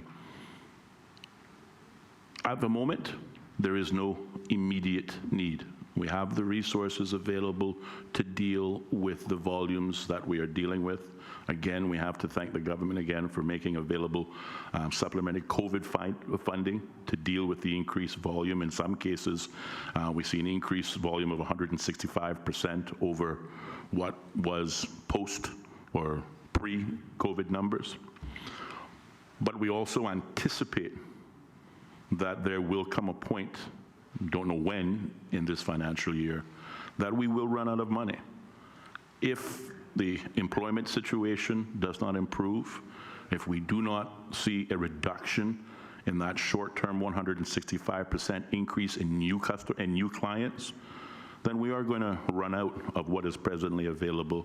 But as to when that will be, I cannot say, other than to say that, again, the ministry will continue to be creative and disciplined in terms of its spending. Thank you, Councillor Harris. Mr. Chairman, I know you've been very patient with me, so I have 2 questions left and I'm done. I'm going to give you leeway to ask them 2 questions and we're going to stop. I really appreciate it, Mr. Chairman. And Councillor Harris, thank you for your patience as well. I'm glad that your answer was fair, because the truth is, I think you're right. You're going to run out of money eventually if things don't change. So I wouldn't be surprised if your department starts asking for it, and be known that I am willing to support that because I understand the need. But going on to the employees that are there, do you have enough staff to deal with it? Because I know that there was a lot of staff increased as a result to meet the demand, but now the demand is kind of breaking down. I know that I can only imagine your staff energy levels. How are they still going? How are you handling that? And are they still working 4 months straight under this pressure? What's happening? And are they coping? Do they when are they going to get a break? I want to know about the employees' welfare in there, and do we have the same amount of staff? Do you plan to decrease them? A little summary of that, and that would suffice.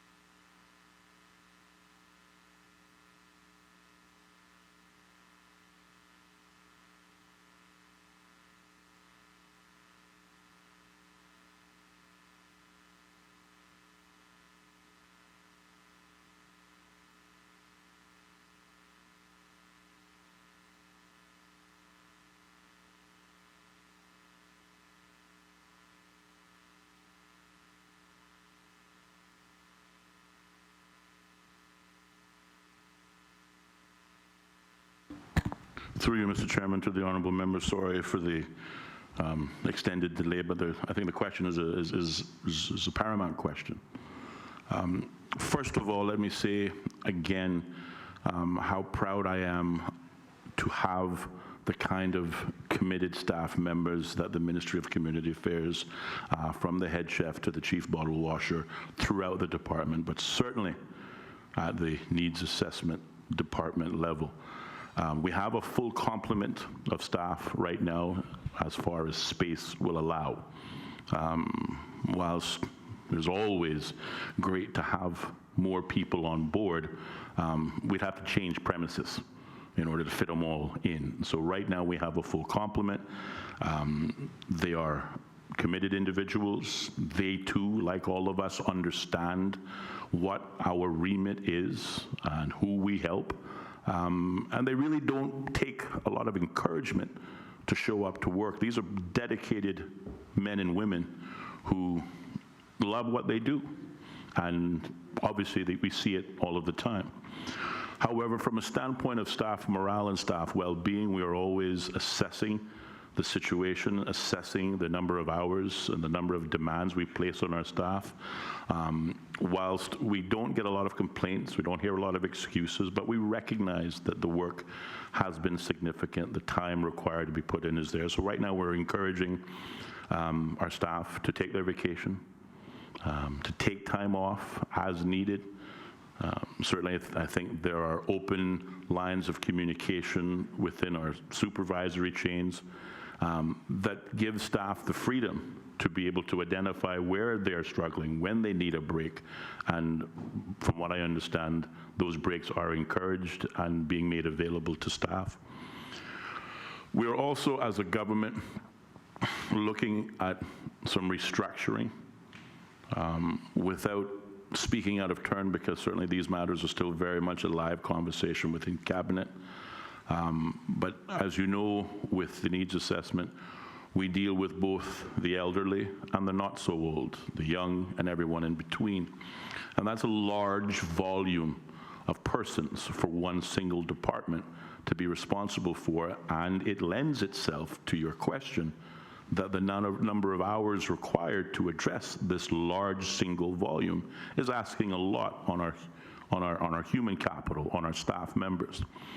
So there are efforts underway to restructure some of our services, which will see us breaking up this volume of clients, particularly starting with our elderly. This administration, when it took office, saw the Older Persons Law commenced and implemented. That Older Persons Law is supported by the Older Persons Council, who the Ministry of Community Affairs are working with to determine what are the needs of elderly persons and how can we provide those needs.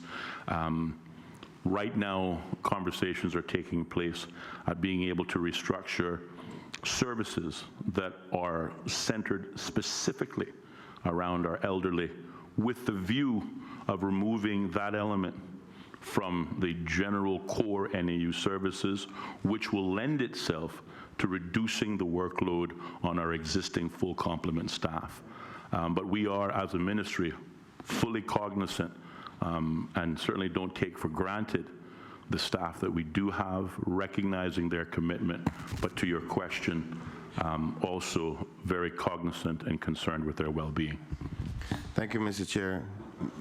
Thank you. And I'm glad he said he was cognizant of their work. I hope they're getting paid overtime, because I know a lot of them have worked overtime or getting time back. So, but my last question, you spoke about chief to the bottom bottle washer.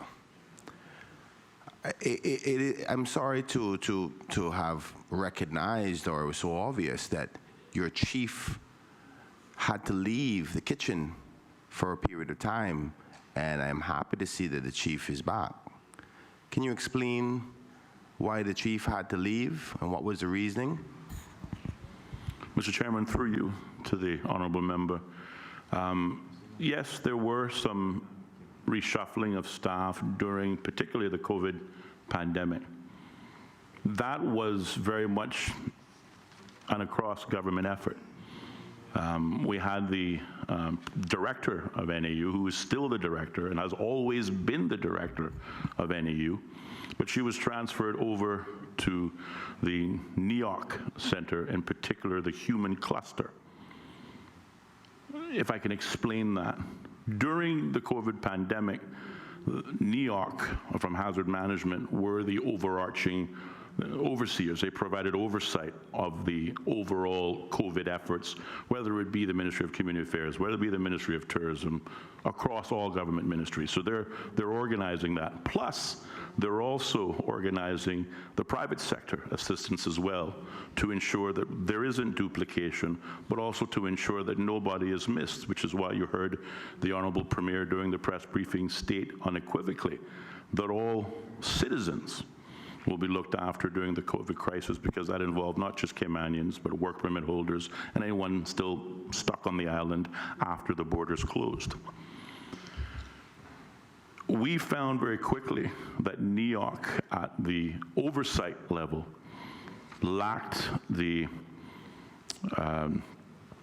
expertise, if you will, that comes with a qualified, well, she's both an accountant, but also skilled in social work, used to dealing with people, used to dealing with persons in a vulnerable or distressed state. So she was able to identify and lend her expertise, which was gained at NAU, to the human cluster in NEOC to assist in the overall effort. Obviously, losing someone of that capability, we had to replace them at NAU, because NAU was going to be that primary vehicle in which those needs are funneled.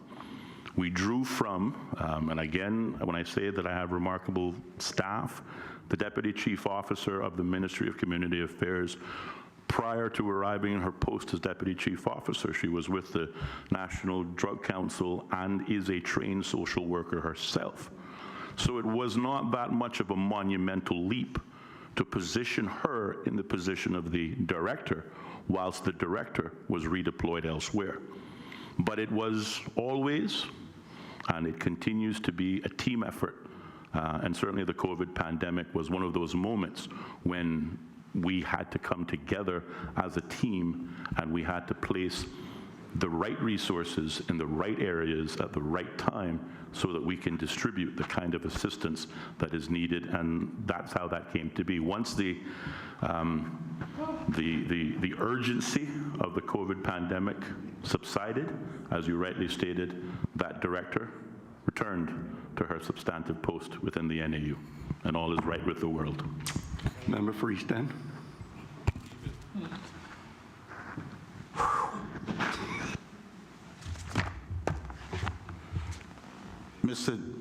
Mr. Chairman, in the interest of trying to get this thing moving forward, let me change the subject.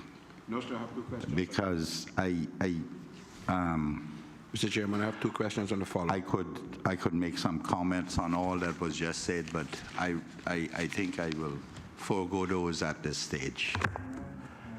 At least I put people on the spot, not necessarily in here, but others. Anyway, be that as it may, I want to know what's happening with this place in East End, this senior citizens home, because I have not been informed of anything since we visited that place in early 2019. Mr. Chairman, through you to the honourable member, thanking him for his question. Certainly, we are exploring our options as it relates to the East End cottages, which were closed by, I believe it was, the fire department for certain breaches. It was not fit for human habitation, I think was what the notice was, or the instructions that I received. We since transitioned those persons from the East End cottages to the West Bay Golden Age home in conjunction with their families. And certainly, unless you know otherwise, we have received reports that that transition has gone very well. And everyone is happy, including the family and the residents themselves. As you know, the ministry is looking at this, replacing the East End cottages with another purpose-built building. We like the location in East End. We believe that when we look towards the future, the goal will be to develop a purpose-built facility that can care for our elderly persons, to replace that which was lost in East End. There are challenges both in terms of finding the appropriate land sites, although land both adjacent to and behind the existing East End cottages remain on the table as options. But it will come down to a funding matter. It will require new funding. How much, again, needs to be determined, because the ministry has to, put together both our land acquisition costs as well as any estimates that we will receive from Public Works Department as to what it would cost to construct these facilities. Then, of course, we have to consider what sort of resources are needed for the furnishings and whatnot. Those conversations are still happening as we speak. They're not completed, so I cannot provide the honourable member with a number. But certainly to the questions raised before, we have the added challenge of dealing with this pandemic, the impacts it will have on the economy, and the question of what order of priority will be placed on replacing this structure. Will it be within the top 3 orders of priority? Will it be a top 5 or top 10? That is certainly for the government to determine based on available funding to itself. But I will say that in terms of the residents, we haven't received any complaints or concerns that they are being taken care of. Well, Mr. Chairman, I could go on with a preamble or an explanation, but I don't know if that is going to further this cause. In the meantime, I don't know where this gentleman is getting this thing from, but no complaints, because he certainly is not the representative from East End. I just happen to occupy that little spot now. Whatever that may be. And this, I need the government to stop saying that it wasn't suitable for human habitation. I need them to stop that. That place has been there for 40 years, and it has been maintained, and there is nothing structurally wrong with it other than the doorways were a little too small from the day go. We appreciate that. But people need to stop this, man. It has worked for so long, all of a sudden, and I didn't want to go into this, but the door has been pushed jarred. It needs to stop. And this thing about land. The Premier said the other day we're looking at land up by the Civic Center. Who in their right mind would even think of putting an old people home alongside a football field that is sanctioned by CIFA? I hope. And I don't come up there with that, because I can assure you all that it's going to be like that dock that was going East End. I'll blockade the property. It's not going there. Get that out of the government's head. I provided options for this government. We looked at them. And we're still looking at them, or looking at options, 1, 2, 3, 4, 5, 10, whichever priority is in. That is a cop-out. And I don't care who likes it from, who doesn't. It's a cop-out to not build it. And it's ridiculous to think that the government is not more sensitive than to be concerned about older persons. In the meantime, my colleagues from West Bay are saying that down there is filled up and they can't get people in there. Amen. Really? You ask for something way too full. This discussion and narrative of making every excuse needs to stop. We need to put priorities on those that are in need. And until the day we do it, the government is failing in its resolve to further the betterment of the people of this country. These are simple things.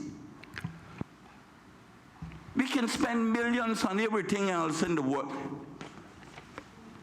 And one of the things I said, and I agreed to, if we could find somewhere on the eastern end that would supply Bontown, east end and north side, it would be okay with me. But we cannot continue to talk about these things in flowery language. Mr. Chairman, through you to the honourable member, I just want to, first of all, apologize to the member and this committee. I used the wrong nomenclature in terms of what it was that was said to us by the fire department. And upon clarification with the chief officer, it was deemed not fit for purpose, not fit for human habitation, and that was my mistake. And I apologize for using the wrong nomenclature. As it relates to his otherwise assertions that the government is not prioritizing the needs of those vulnerable, in particular elderly, I could not disagree with the member more. However, to answer his specific questions as it relates to plans either for those in East End or as well recognizing the needs in West Bay, I would ask the chief officer to perhaps share some of the plans that are presently ongoing on both subjects.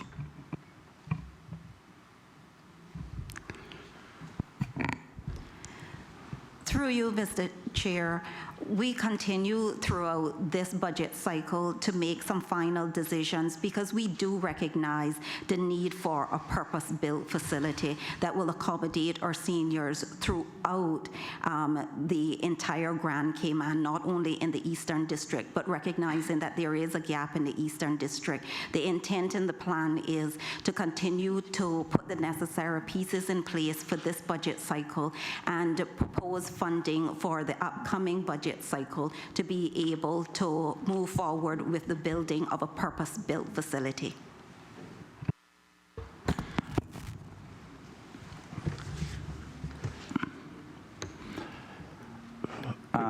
We have, Mr. Chairman.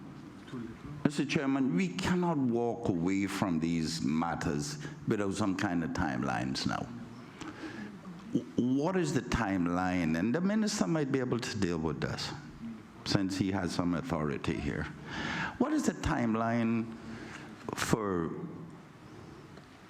getting some resolution to this as to whether or not we're going ahead? Because what the chief officer just said is we're still looking at it.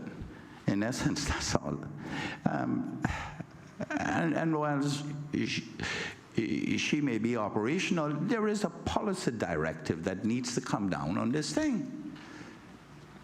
And I'm not only shouting from the top of the roof, Mr. Chairman, for the Eastern Districts. We're having a difficulty with having shifted the people from up there down to West Bay, and then we have the compounded problem with the Pines and us having to go pay over there, and that is to the rafters. In the meantime, people are getting older, you know, and you are going to increase that population is increasing daily, that we have taken responsibility for to try to assist. Now, if we're not going to do it, if this government policy is that they're not going to do it, let the people of this country know. But let us at least hear from the minister, he's the deputy premier, as to what the policy is going forward. Are we going to do it or aren't we going to do it? This thing about priority, you're right. We need to find out what the priority is now.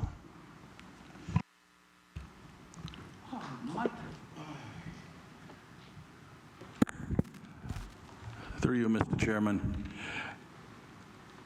the question of policy and timing, the idea of taking care of our elderly in the best possible way is a mandate that ministry and each person in the government takes very seriously, along with the leader of the opposition.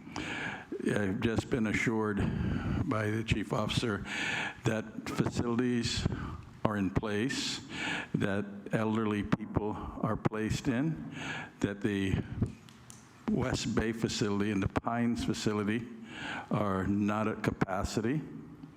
And in the interim, until the facility itself is ready, the policy is to find housing in the interim, that they're not placed in a vulnerable situation. As you well know, the process of going forward to build something that is an independent structure and built for a specific purpose is a time-consuming event, because you and I built a place in East End together, and we know on a small scale, and I know you've done bigger projects. They're moving as quickly as they can through the process, which is looking at a set of plans, a purpose property for where it'll be facilitated, and then the costing. That is what I have just been informed.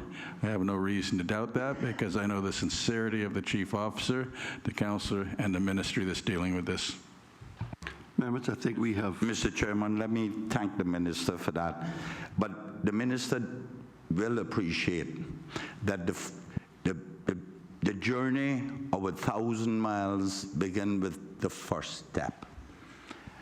And that first step hasn't been taken yet, in my view, or at least not that I have seen, in that, at the very least, this is 1 year since those people have been moved. 1 year.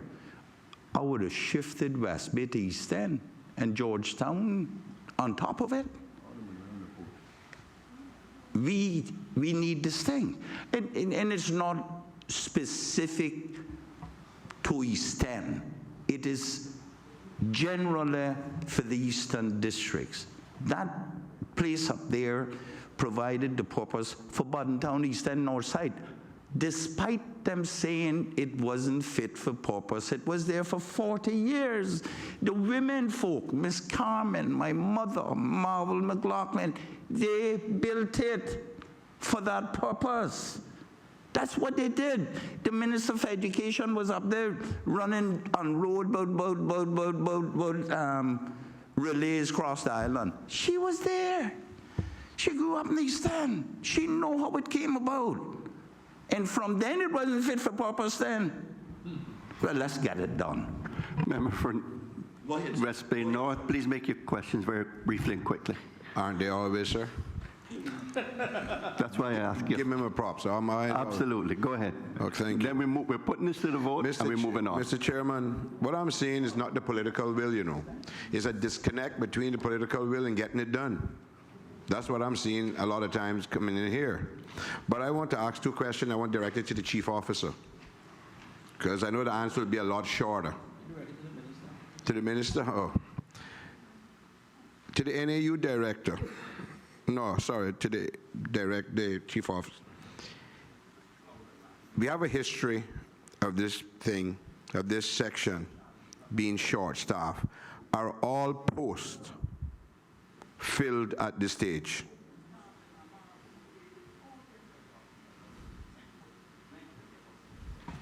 Full complement of staff.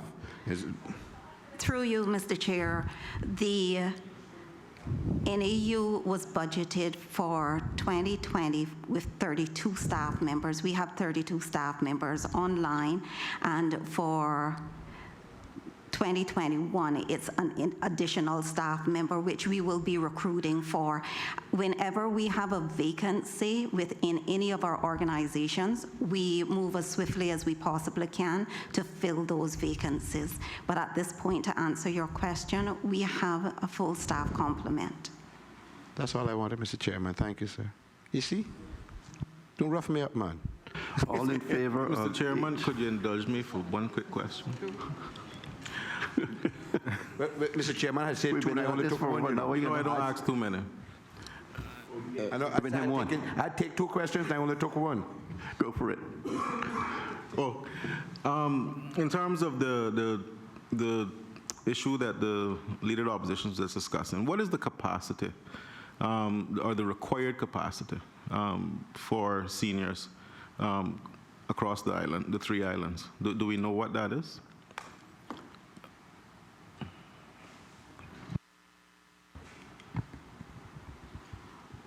Through you, Mr. Chair, for clarity and for my benefit, when you say capacity, are you making reference, sir, to the residential facilities that are available to our seniors? Yeah, and what is required when we're looking at building a facility? Do we know what we're building for? How many we're building for? Through you, Mr. Chair, we have done some research and some background work as it relates to the Eastern District. Although I do not have that information at hand and readily available, I'm happy to provide that because we did look directly at the population within the Eastern District, Savannah, Bordentown, Northside, Easton, because we wanted to ensure that we are not finding ourselves in a position where we're building a purpose-built facility and still not meeting the demands. So those are factors that we are looking at, that we have taken into consideration, and I'm very happy to provide that to you at a later date. Thank you. That's what I would really appreciate, seeing some of that information, especially as it relates to Newlands and the Savannah area. All in favor of HCA 27, policy advice and support to the Minister for Community Affairs, $1,200, standing part of the schedule to the bill, please say aye. Those against, no. The ayes have it. Let's hope I can clear a whole number of these now with all of that discussion. HCA 28, Administration of Community Assurance Programs, negative $87,400. Are there any questions? All in favor of HCA 28, Administrative of Community Assistance Programs for negative $87,400, standing part of the schedule to the bill, please say aye. Those against, no. Ayes have it. HCA 29, Public Education on Social Issues, $1,000. Are there questions? There are no questions. All in favor of HCA 29, Public Education on Social Issues for $1,000, standing part of the schedule to the bill, please say aye. Those against, no. Ayes have it. HCA 31, Supervision and Support of Children, $48,000. Questions? There are no questions. All in favor of HCA 32, Community, no, 31, Supervision and Support of Children, $48,000, standing part of the schedule to the bill, please say aye. Those against, no. Ayes have it. HCA 32, Community Development Services, $18,500. Questions? All in favor of HCA 32, Community Development Services for $18,500, standing part of the bill, of the schedule to the bill, please say aye.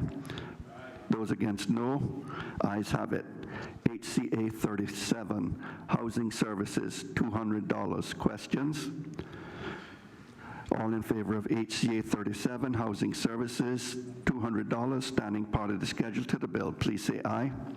Those against, no. Ayes have it.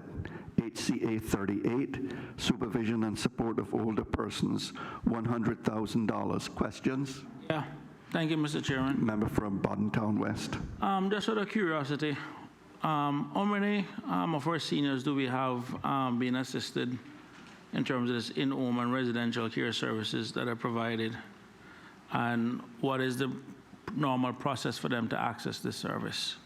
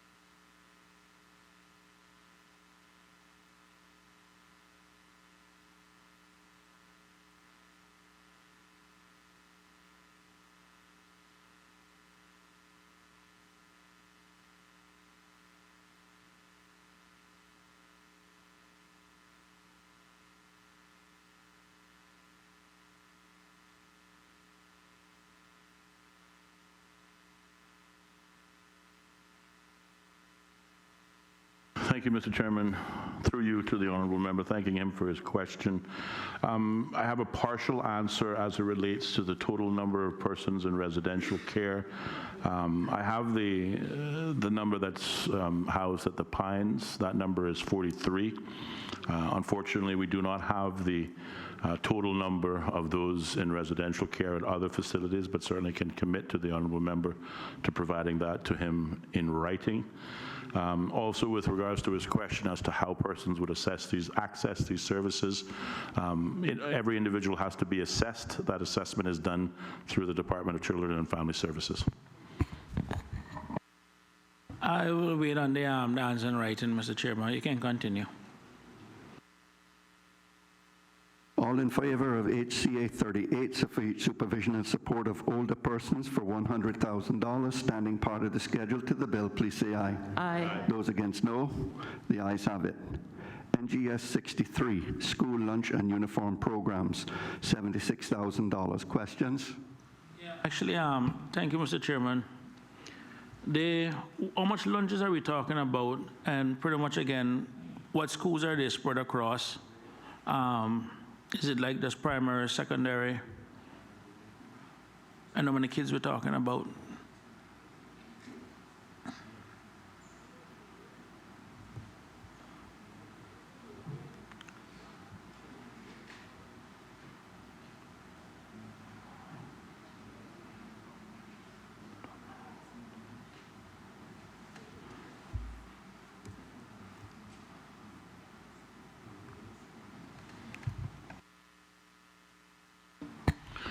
Through you, Mr. Chairman, thanking the honorable member for the question. As it relates to school lunches, some 301 students benefited from school lunches provisions, and a further 117 students benefited from uniforms. It is spread across all of the schools. We don't have the breakdown available per school. Sorry, so it's 301. Is that roughly on a daily basis that would receive lunch? And then what, I guess the school uniform of 117 would be more a one-off cost. But I'm just trying to understand what's the breakdown then between the 200,000 between the school lunches and the school uniform? Is there a set amount or?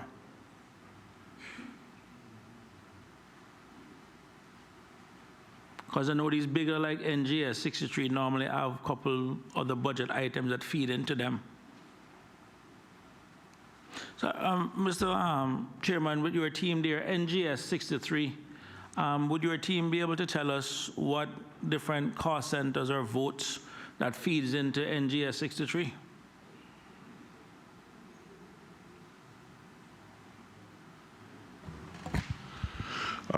Again, through you, Mr. Chairman, to the honorable member, we have it under one line item at the ministry. The majority of this funding goes as identified by the numbers in terms of daily school lunches. We don't have any other information available to us here. No, well, the reason I raise it, Mr. Chairman, is to put it in context. And let's just look at lunches by itself. I mean, if you take $200,000, and even if it's $5 per unit cost for lunch, we're talking about you're talking about 40,000 lunches, and then if you look at roughly 200 school days within the year, you're talking about maybe 200 children. So if you take the 40,000 divided by the 200 days that kids would normally go to the year, thereabouts, give or take a few, you end up with around 200 kids being assisted.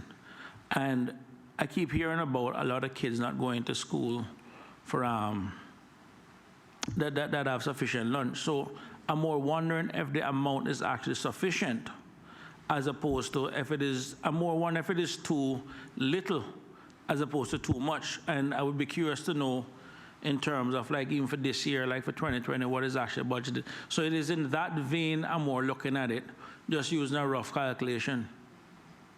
When you factor in the percentage of kids in the school system and everything, and the complaints that we keep hearing. Because in essence, this is a budget really just to help 200 kids on a daily basis. Mr. Chairman, through you to the honorable member, thanking him for the question. What I can say to only add to his question is that we also take in consideration the number of NPOs that contribute to this problem. So it's not always falling on government or the Ministry of Community Affairs to provide for school lunches, for example, in this instance. But any other information to his question, we just simply do not have available to us because for us it's a single line item. Okay, well, no, and the reason being is because considering, I mean, last year was a much better year than this year. And with the challenges for this year now, we're, even those NPOs depend to some extent on even corporate and other people being, charitable and everything else. And with so many parents being affected now, it's just something to basically watch and to be conscious for. You can take the vote. Mr. Chairman, thank you. All in favor of NGS 63, School Lunch and Uniform Program, $76,000, standing part of the schedule to the bill, please say aye. Aye. Those against, no. Ayes have it. NGS 64, Care of the Indigent and Disabled Elderly Persons, $130,000. Are there questions? All in favor of NGS 64, Care of the Indigent and Disabled Elderly Persons for $130,000, standing part of the schedule to the bill, please say aye. Those against, no. The ayes have it. NGS 68, Rental Accommodation for Persons in Need, $1,050,000. Are there any questions? Yes, Mr. Chairman. Member for Boddentown West. Just out of curiosity, I mean, I'm looking at additional $1 million that's requested. And I'm just curious as to the breakdown of the additional spend. How much of it was more long-term rental in terms of apartments versus hotels, which is actually quite more expensive. And the reason I'm asking is that I understand there's a culture there with some landlords not willing to rent property with NAU. So I'm trying to figure out if a lot of this is really hotel driven in terms of cost, or is it longer term rental? Thank you. Mr. Chairman, through you to the honourable member, thanking him for the question. The reason for this supplementary appropriation was that we acknowledged from the beginning that the budgeted amount was insufficient to meet the demands based on the previous year. If you look to 2018, for example, I think the amount spent overall on rental accommodations for persons in need was about $3.2 million, whereas the budgeted amount for this line item was 1.95. So there was, at the onset, a recognition that there was insufficient funding approved for this particular line item. But also associated with this cost, Mr. Chairman, to the honourable member, is high inflation, increased interest rates, as well as a peculiar problem that certainly sees itself extending itself into this financial year, and I suspect even further, is that landlords started charging a premium for clients who have large families, and these are the associated costs therein. Mr. Chairman, I just want to draw the member prospect attention, I think, at the sign-off of each of those budget documents, where both the minister, the chief officer, and I believe even yourself, sign off that those estimates are to the best of your abilities. So you can't really come back here and say, well, you recognize that the number was wrong when you put it in, when you have signed it off. So if that's the case, then that's the case. But just be aware that those budget documents contain those statements that this information is accurate. Thank you. Mr. Chairman, the member just said that landlords are charging a premium. Is there an explanation for why that is starting to happen? Mr. Chairman, through you to the honourable member, thanking him for the question. As I understand it, has to do with wear and tear. The more people living in a single unit, there is a wear and tear on the furnishings, and landlords are seeking to cover those costs. Is there any relation to landlords wanting to charge more because of the not being paid on a regular basis? I know there's some complaints out there that landlords don't receive their rent check on time. Is that also possibly causing them to decide to put up the rent a little bit to compensate for the being put out for a few extra weeks.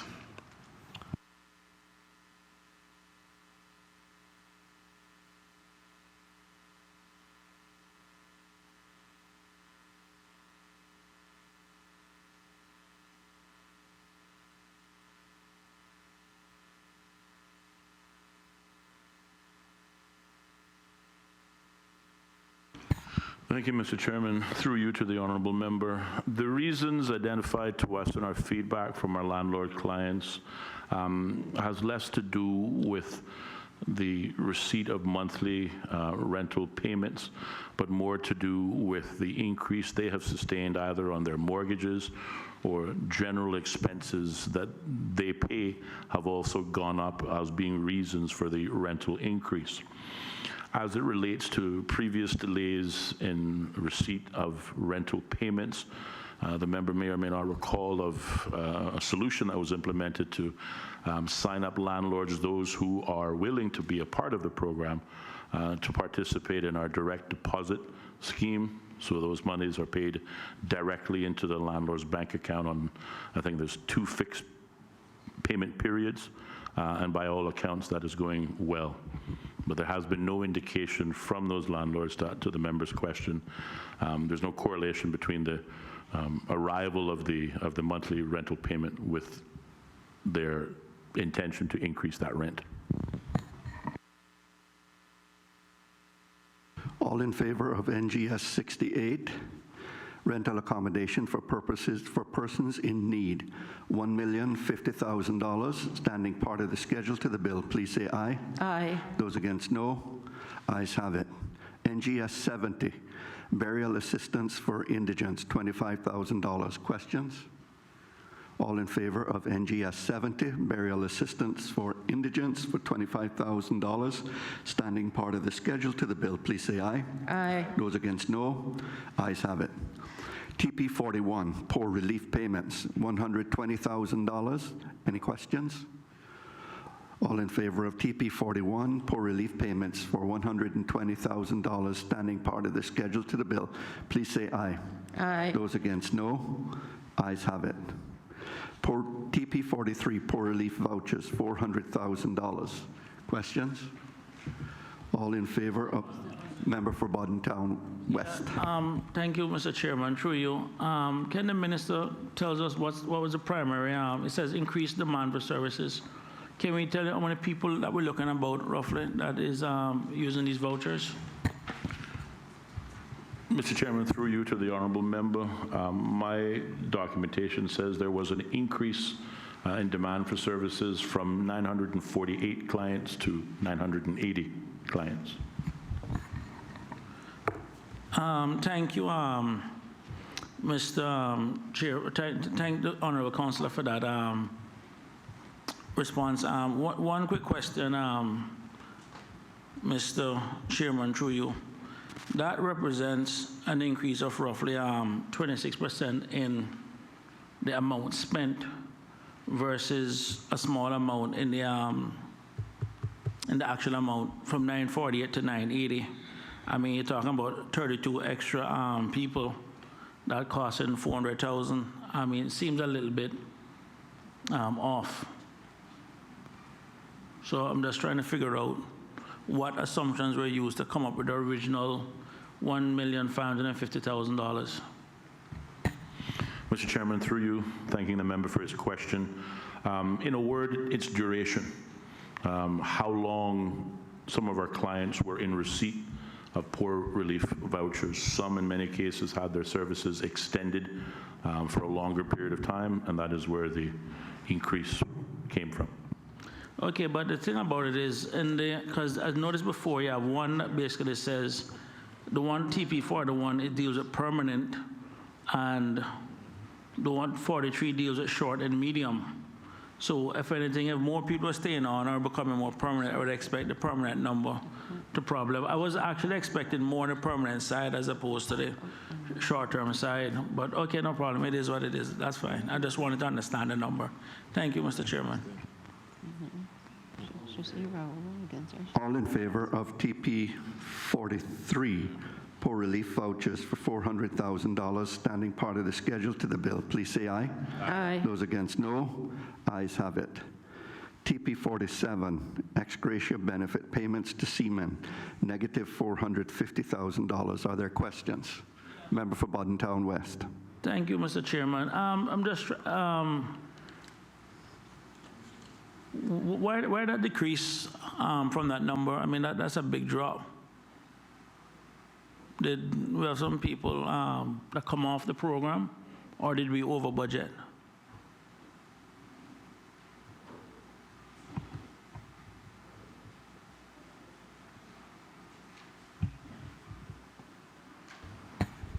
Mr. Chairman, through you to the honourable member, thanking him for his question. The reduction largely comes as a result of a reduction in members receiving these payments. That reduction usually happens when a member dies, and in particular when their spouse hasn't either achieved the requisite age upon which to have those payments transferred on to the spouse. So it's just really a question of timing that produced these savings. Well, I think it's about $1,000 a month they get, about that, something. So, I mean, to drop that amount, that's $12,000 a year. We're talking about roughly about 37, almost 40 people coming off in 1 year. Mr. Chairman, through you to the honourable member, it is very possible that we can in fact lose that many Caymanians in a specified period of time. We do not know when our number is called, but that's the only answer I can provide. Okay, thank you. All in favor of TP 47, ex gratia benefit payments to seamen, negative $450,000, standing part of the schedule to the bill, please say aye. Aye. Those against, no. Ayes have it. TP 48, benefit payments to ex-servicemen, negative $210,000. Are there any questions? Okay. Thank you. All in favor of TP 48, benefit payments to ex-servicemen, negative $210,000. TP 57, children and family services support for $61,000. And TP 75, needs assessment support for $50,000. Standing part of the schedule to the bill, please say aye. Those against, no. Ayes have it. EI 54, Ministry of Community Affairs, $142,500. Questions? All in favor of EI 54, Ministry of Community Affairs, $142,500, standing part of the schedule to the bill, please say aye. Those against, no. The ayes have it. That concludes the appropriations to the Minister for Community Affairs. Deputy Premier. Thank you, Mr. Chairman. Mr. Chairman, I just take the opportunity on behalf of Premier and myself, before the councillor offers his thanks for his staff, to say thank you to them and for what a good job they do every day servicing the community. Councillor.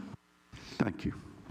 Thank you, Mr. Chairman, through you, and certainly thank the Deputy Premier for sitting in and providing this opportunity. But certainly I would like to echo his sentiments by thanking the Chief Officer, the Chief Financial Officer and staff for taking the time to join us here this afternoon, and also to please extend on behalf of all of us our sincere thanks to the wider staff members for their continued dedication. And certainly thank the Premier likewise for extending this learning opportunity for myself.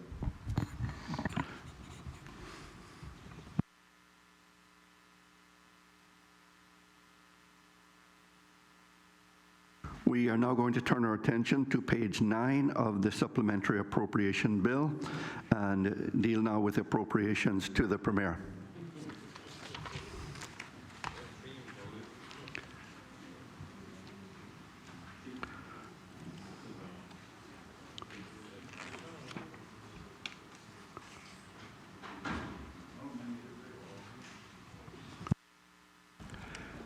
We turn our attention first to CBO 9, Protocol Services, $350,000. Are there any questions? Member for Bodden Town West.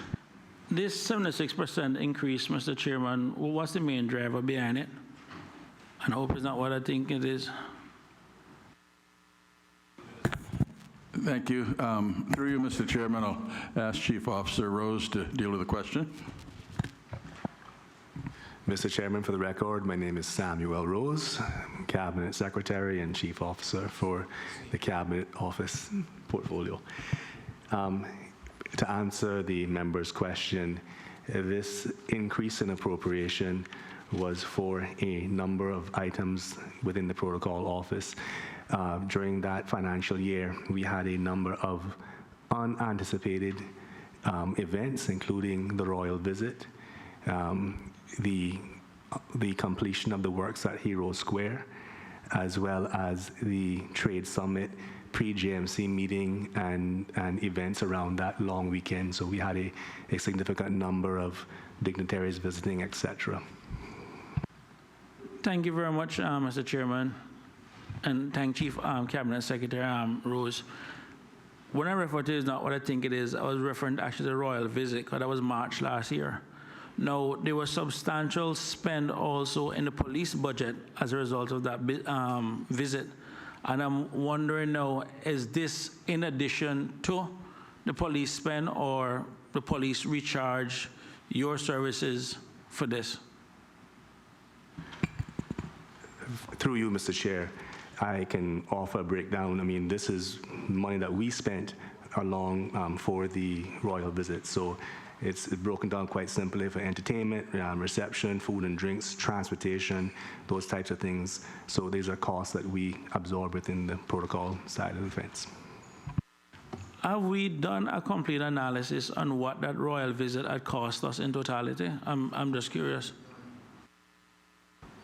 Through you, Mr. Chair, I believe that those numbers are in the public domain. I think FOI requests and I think some proactive publications were also issued, but that's in the public domain, the complete cost. I don't have them to hand. Is that one like in I think I may have saw something like 300 and something thousand for like a 35-hour visit or something like that.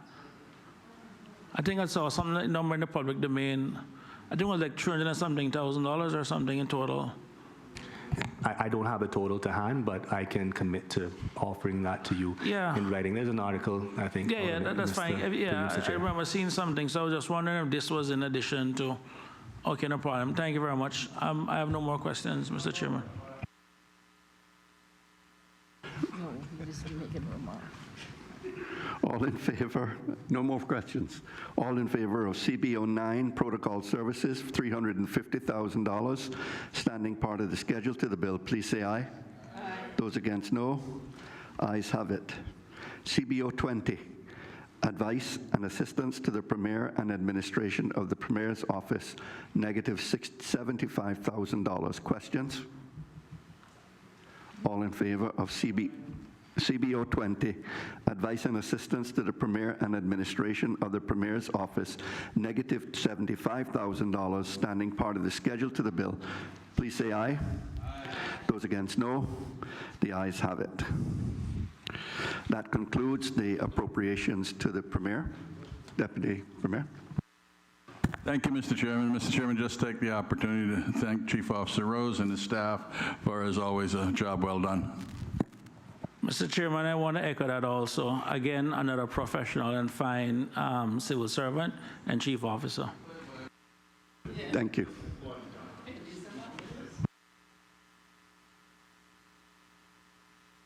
While we make the change, can I just ask everybody just to remain in their seats for 2 minutes?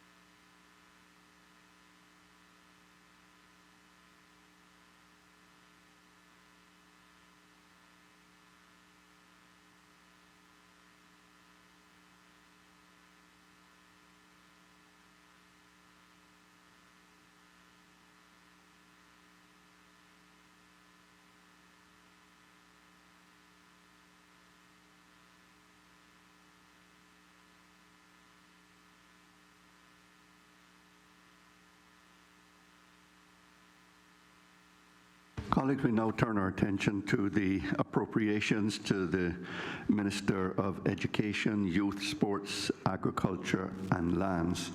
In so doing, I will invite her to make a few opening remarks because I do believe and know that there is a committee stage amendment to the appropriations that are being sought for this ministry. Minister? Thank you, Mr. Chair, and thank you for your indulgence, Mr. Chair. I want to thank my team for coming down to make themselves available to this committee to talk about the good work that's going on in the Ministry of Mid-Cell. And we'll hear that at a later stage. At this point, with your kind permission, which has already been granted, I'd like to move committee stage amendment, and this is based on the background that there was an scrivener's error into the 2019. The net result of about $2 million. So members will see as I go through the amendment, which I believe has been duly circulated, that there'll be some increase and some decreases, but the net difference would be an increase of the $2 million to the Ministry of Education for 2019. So, Mr. Chairman, in accordance with the provisions of Standing Order 65, I, the Honorable Minister of Education, Youth, Sports, Agriculture, Lands, hereby give notice to move the following amendment to the schedule of the above stated appropriation bill. Appropriations to the Minister of Education, Youth, Sports, Agriculture, and Lands. Output Group EI 12, Ministry of Education, Youth, Sports, Agriculture, and Lands by increasing EI 12 by 375,000 Cayman Island dollars. Output Group EGA 1, Policy Advice, Governance, and Ministerial Support Services by decreasing EGA 1 by 575,000 CI dollars. Output Group EGA 4, Public Library Services by decreasing EGA 4 by CI $160,000. Output Group EGA 5, Primary Education Services by increasing EGA 5 by $1,363,000. Output Group EGA 6, Secondary Education Services by increasing EGA 6 by CI $2.622 million. Output Group EGA 7, Education Services for Students with Special Needs by decreasing EGA 7 by CI $750,000. Output Group EGA 8, Facilities, Maintenance, and Operational School Support Services by increasing EGA 8 by $190,000. And output Group EGA 10, Education, Early Childhood, and Support Services by decreasing EGA 10 by $600,000. Output Group EGA 16, Cadet Corps Services by decreasing EGA 16 by $80,000. Output Group EGA 17, Sports Services by decreasing EGA 17 by $285,000. And output Group EGA 18, Youth Services, decreasing by $60,000. Outgroup EGA 20, Management and Land Information Provision of Surveying Services by decreasing EGA 20 by $100,000. And finally, output Group EGA 21, Agriculture Support Regulatory Services by increasing EGA 21 by $60,000. The net effect of the above proposed changes, Mr. Chair and honorable members, is an increase of CI $2 million to the Ministry of Education.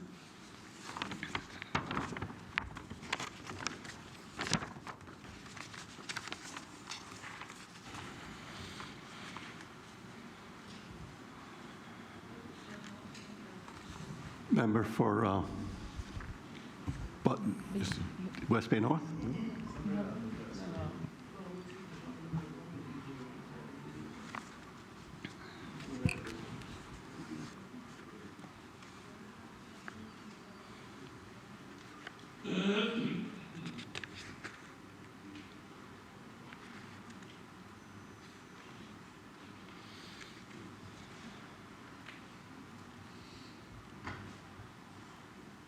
We have no questions. The official opposition have no objection to this, Mr. Chairman. Thank you. That was a question I wanted. We're Was now going to supportive. ask We're supportive Okay. when it comes on to education. So I can take it as read then that you're happy to accept that these amendments be placed into the appropriation bill.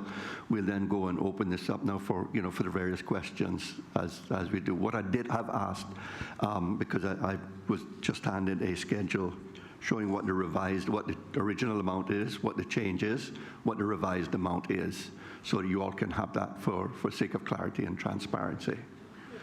So what I will do now, with your permission, until I get this into your hand, can I start then with each of these, and I will read the revised amount as we go along, because I think we'll probably end up, by the time we get it here, it'll be fairly quickly.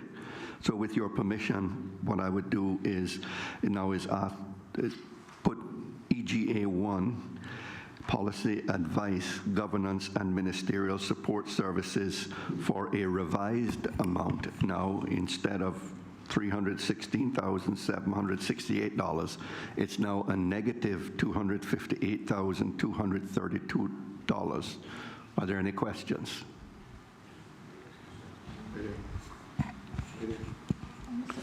Member for Newlands. No, Savannah. This is just a question on number of parents. Really my concern, and some of them, is the primary school level. I've heard, not definitive, but the possibility of increasing the day for those youngsters that at primary school. And my feeling, Mr. Chairman, through you to the Honorable Lady Minister, is that what they've been through in recent times, I think they may need a better period of adjustment before we add those days. They're still young, in my belief, Madam Education Minister, that we should give them. But it's just a feeling I have, and expressions from a number of parents of adding, and the rearrangement, especially for primary, the older ones from that would have Lieutenant and John Gray, they can make that adjustment. Parents can arrange for transportation, but my concern, and many parents, is the primary. Thank you, Mr. Chair, and thanks for an opportunity to respond to the honourable member. At the last press briefing that I had, at the COVID press briefing, Mr. Chair, the issue arose as to the school day with the whole recovery plan. And I did indicate that currently, since last year, except for the high school, which always started at 8:30, we had changed the primary school to start at 8:30. And there were a number of concerns that that was affecting traffic, and that was why traffic was being backed up, especially from the Eastern District. So what I did say was that if we had to change it from 8:30 to back to 8 o'clock, or if we lost a half hour, we would have to look at putting the half hour somewhere else. It wasn't meant to increase the school day. It was maybe a change of when it started, but that decision has not yet been made by Cabinet. It was still being decided. Thank you. Member for West Bay North. Mr. Chair, through you. About a year ago, when last time we were in here, I was asked about cameras in the classrooms. And the gentleman came up and gave me some kind of answer that went around. Has any work been done on this? And if not, when can we expect an answer on cameras in the classrooms, yes or no? And especially after the COVID experience, we can see now where it would be a very useful thing.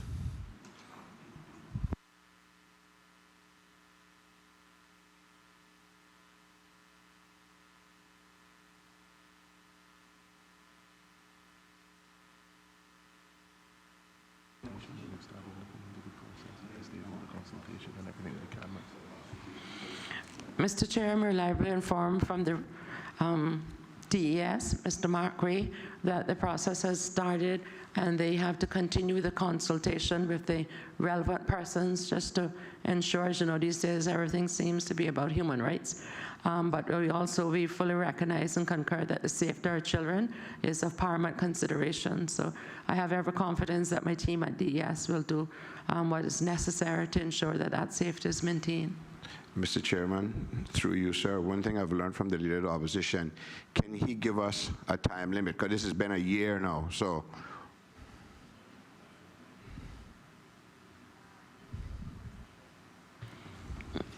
Mr. Chair, while he's consulting, I can certainly give a time limit.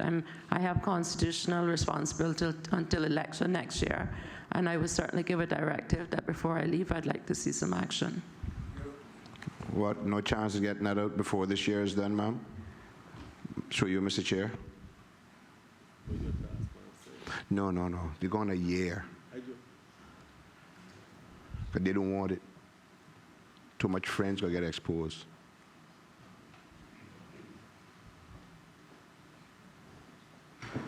Mr. Chair, this is always best from the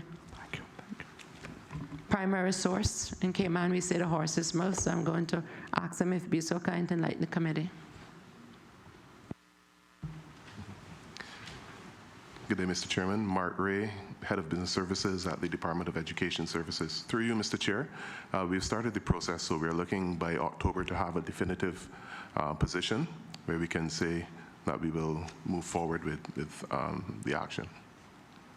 Thank you, Mr. Chair. That's what was the time that we know in October we can ask for it. Thank you very much. And Ben asked, has any discussion been put into putting cameras on the school buses? And the speed zones by the schools.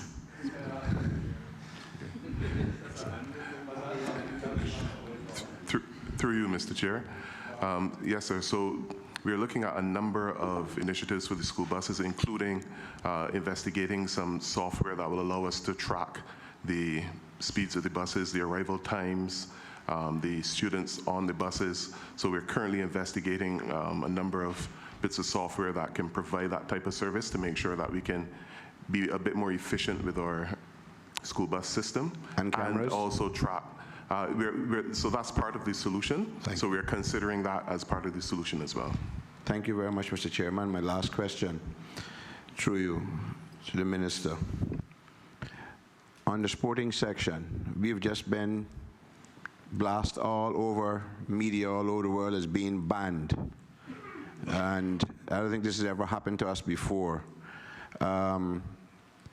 It seems, listening to the Athletic Association, that the fault fell in the ministry someplace. Is this being investigated, and how soon can we expect to have Cayman or athletes can compete internationally, and that this ban will be over? And will whoever or whatever is to blame, will we be notified after an investigation? Thank you, Mr. Chair. I anticipated that would come. It's a matter that was between the CIAAA and the LOC. As Minister, I gave an undertaking at the Congress, once the matter was raised by some of the delegates, that if in fact it was a breach, which they were alleging it was a breach, that I would be no party to any breach and that it should be paid. What has transpired after that, my acting Chief Officer Francis would be able to fill in more, as he served as the co-chair of the LOC, and Mr. Barnes was the other co-chair, who's also the president of CIAAA. It's an unfortunate set of circumstances, but it is what it is, and we have to find a remedy.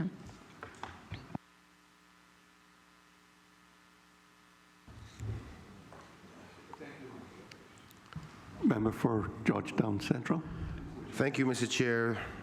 Firstly, before I got a few questions for the Minister, I want to say thanks to all the staff for being here, and I want to say congratulations to all of you for handling particularly education through this COVID-19 time. Education of our children is so important, and I know it must have been a lot of stress and pressure from parents, but to stay calm and get through it is what you were getting paid to do, and you did a good job, so thank you so much. That being said, Minister, can you say, has there been any resolution to the piece of property on Markfield Square that I asked about some 2 years ago in respect to it being used for community purposes.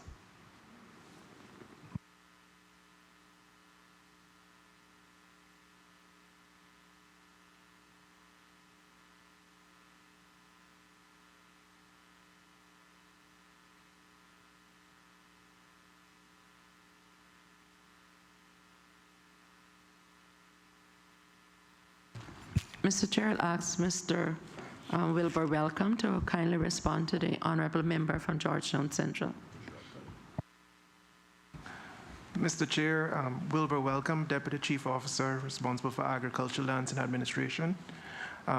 Yes, we did have an initial look at the property. However, due to the recent pandemic, we weren't able to progress plans with the property, but we do give an undertaking to revisit and establish plans to develop the property. Thank you, Deputy Chief Officer. I'm going to ask you a follow-up question, if you don't mind just bringing the mic a little down lower so I can hear you. When you speak of plans, can you elaborate on what plans you're speaking of? Because the last time I think yourself and I spoke, we were trying to establish what the plans could be. I made some suggestions. I actually wrote to the ministry. I haven't really gotten much follow-up since then. I just want an update, not making any accusations or anything, but I want to know what's happening because it's prime real estate in my constituency that could be used for some positive good. Mr. Chair, through you, just to advise that we don't have what I would call definitive plans on what it would be used for, but again, in consultation with the member and the minister, we do hope to develop it for community use. So just to say, it's still under discussions on what exactly the property will be used for. Thank you. Through you, Mr. Chair, to the minister, can I get an update in respect to a request made somewhat 2 years ago about the basketball court being reestablished at the Georgetown Primary School? Again, another positive pastime for my community.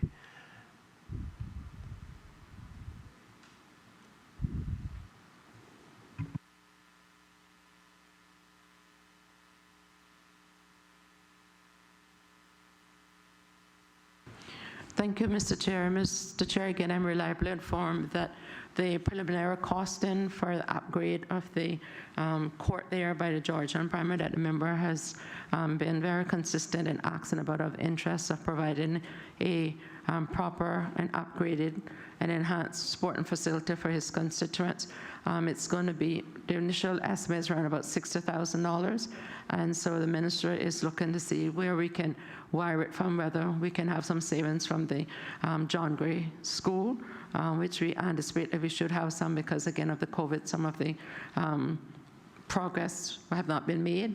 So what I would invite the member to do is that perhaps in about 2 weeks' time, make an appointment with the ministry, the officer who's now sitting here, Mr. Welcome, so that we can ensure that once we allocate and find the money and get approval for the variance, that you'd be happy with what the upgrades are because it is in your constituency. Thank you, Minister. And through you, Mr. Chair. Minister, I want to respectfully say that I'm not satisfied with that response, and I'll tell you why. I have been told something similar to that before in respect to initiatives in my constituency. I do not think there will be another finance committee again unless we come back for special circumstances where I'm going to be able to have this opportunity. With the kind indulgence of the member, perhaps if he would allow me to elucidate, that is actually an internal ministerial transfer that we have the ability to do within, I'm told, within the ministry. Thank you, Minister. Through you, Mr. Chair, what I was alluding to, Minister, is that I'm concerned about the commitments that are offered in Finance Committee. And in my short period of time here in this House, I find that some of those commitments are not followed through. And honestly, I'd rather you just say you give me full permission to find the money myself to get it done, because it'll be done a lot quicker that way. And I have 10 months left in this honorable House by the grace of the people of Georgetown Central, and I want the basketball court back there before a decision is made whether I'm in this chair.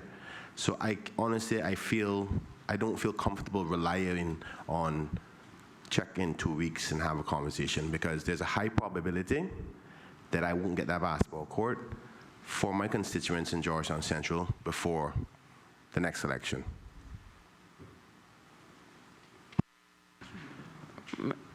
Mr. Chair, those people that know me know that what's within my capability and power, I try my best to stick to my word. And I would actually go out on a limb to say that if the ministry and its relevant departments haven't got that, say an example, we have a hurricane act that got or something out of control by December, then I would invite the member to go ahead, and I would actually help you raise the money to do it. Thank you, Minister. I appreciate that. Through you, Mr. Chair, can I get the Minister to give an update in respect to the commitment by this administration to ensure that all children are awarded a computer?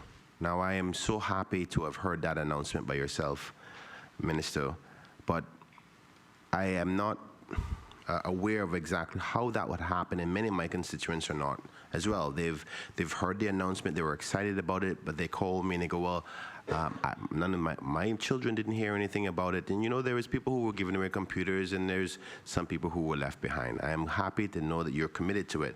Can you give the listening audience an understanding of how that will happen, so that no children, regardless of what constituency they're in, will know that they won't be left behind? Thank you, Mr. Chair. I thank the member for the question, for the opportunity to so elaborate. Last year, members would recall, and I thank you for your support, I went on an initiative to give all of our public school teachers a laptop, and we kept that commitment. We did that even before knowing the arrival of COVID-19. But I'm so glad that we had the foresight and got the support from members to do that, because I don't know how we would have gotten through the period that we're still going through. From then, I expressed my desire of providing laptops for the students, because I know where I was going with the new curriculum, and it was going to take that. I know that we have some 5,020 students in our schools. COVID-19 came, and that expedited that program, because I was planning to make the announcement in my usual August speech that this was another accomplishment that was done. And so as a result, I took a paper to Cabinet, and the Cabinet approved sufficient funds to acquire the 5,020 with the help of the private sector, which raised an admirable amount, but not as much as what government will be putting into it. And so, because I operate from what is good for one is good for the next, I decided I didn't want to get in a program where I had to make a choice that Georgetown School got and Easton didn't get, or Cayman didn't get. So there is a process now that the money has been approved for the acquisition of these computers. We met and as a ministry and a team to try to see which one were more suitable to the licenses and the programs that we now have, so that we wouldn't be just spending money, but we would still get value for money. But even with that process, because I want to ensure that we get as soon as rollout as possible. I mean, if I had my way, I would want to roll out for 1st of September, but I'm also practical. I've asked the Cabinet to allow me and the Minister to establish a committee, which I established with Mr. Dan Scott's mothers from the Education Council, that they would be an advisory and a working committee, working with the ministry to ensure that it's not, for whatever reason, not put at the priority level that it ought to be, so that I call them my students, but there are other people's children, my students, will have those computers, because it's not just now about COVID-19, it's about moving education to another level and taking our Caymanian and residents alike in the public school to where we can stand head and shoulders and occupy the positions in our country that we ought to be occupying from years ago. Thank you, Minister. My last follow-up. Through you, Mr. Chair. The government awarded a lease arrangement for a newly acquired piece of property that is in the heart of Central. We call it the Georgetown Central Park. I think there was criteria for that lease by way of intention for it to be used as a community area. I see that nothing much has been done with it since the last time there was a cleanup that I was involved in. Is there any process of keeping the government aware of what's happening there? Because what I'm trying to say is, I don't want to see the hopes and plans and dreams of that location just die off and nothing be accomplished. Is that lease arrangement one that, okay, the persons who have it as a nonprofit is solely responsible without any commitments from government? What are the arrangements? Is government going to assist this nonprofit organization to get to that dream of offering a community park for the area?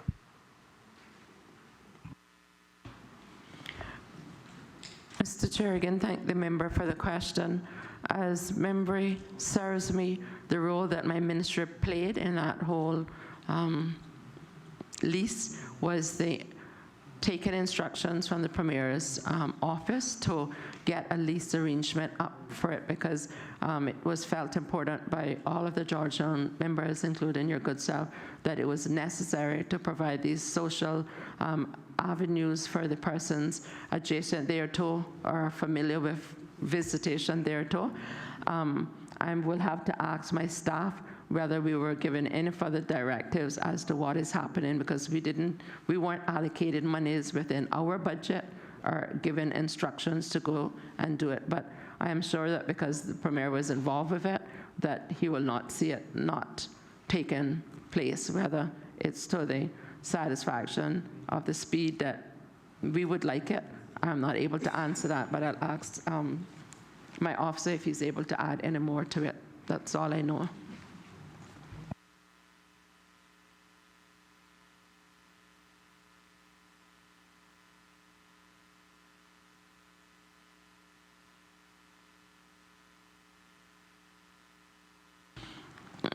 Mr. Chair, I'm reliably informed that what I said, in fact, is all they can say. We were responsible for arranging to get the lease done, but we're not involved with any other aspect of it. So might I invite the honourable member to ask the office of the honourable Premier if he would be so happy to enlighten him as to what the plans are for it.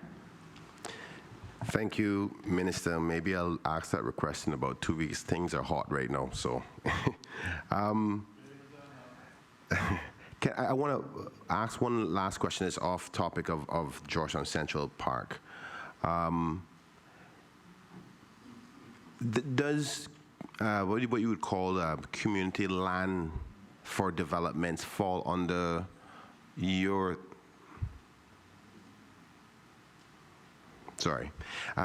does you know that whenever they're doing a housing development, they usually secure one lot for community development?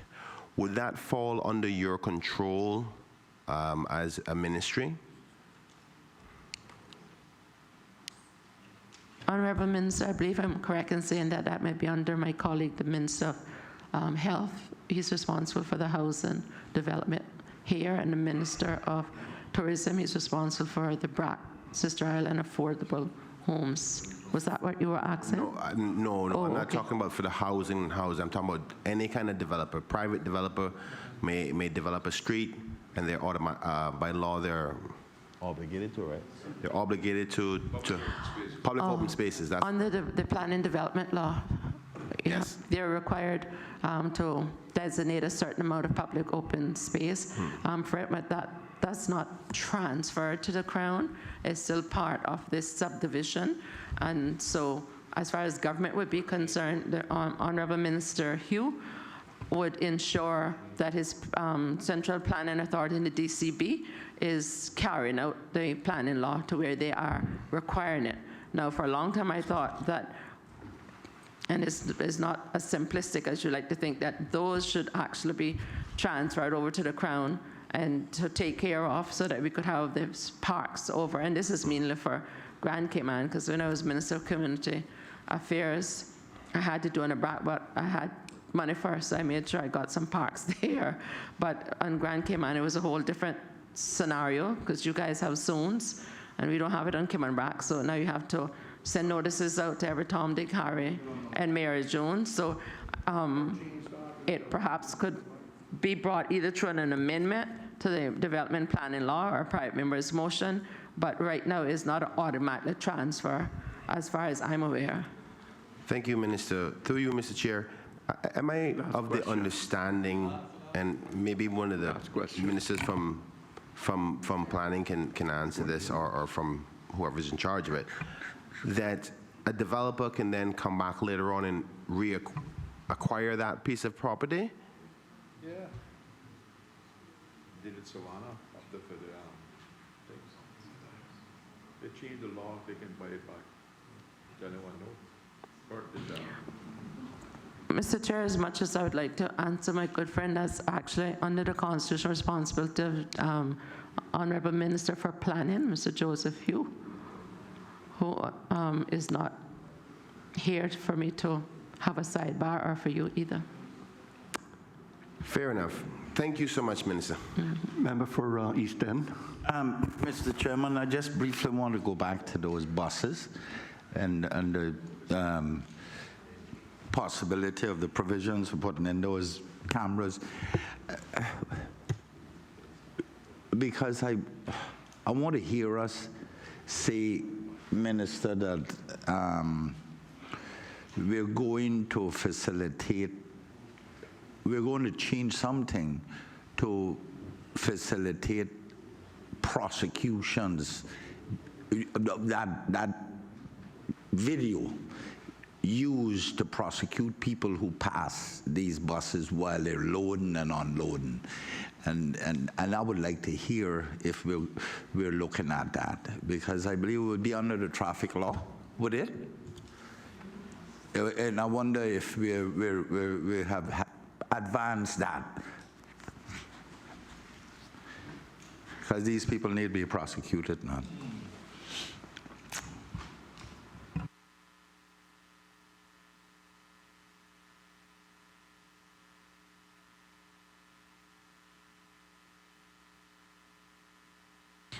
Mr. Chair, I'm reliably informed by the rep from DES that the cameras we alluded to before in our discussions were internal cameras in a bus to deal with behavior.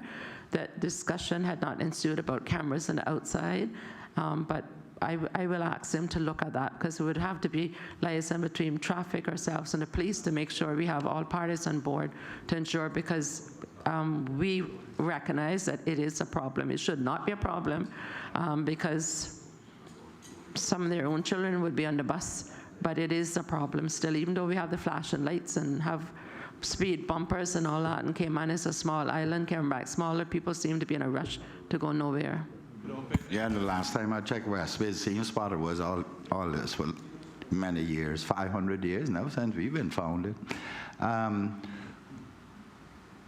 I don't know if it is a requirement for it to be on the outside, at least up in the windscreen, at dashboard cameras looking out.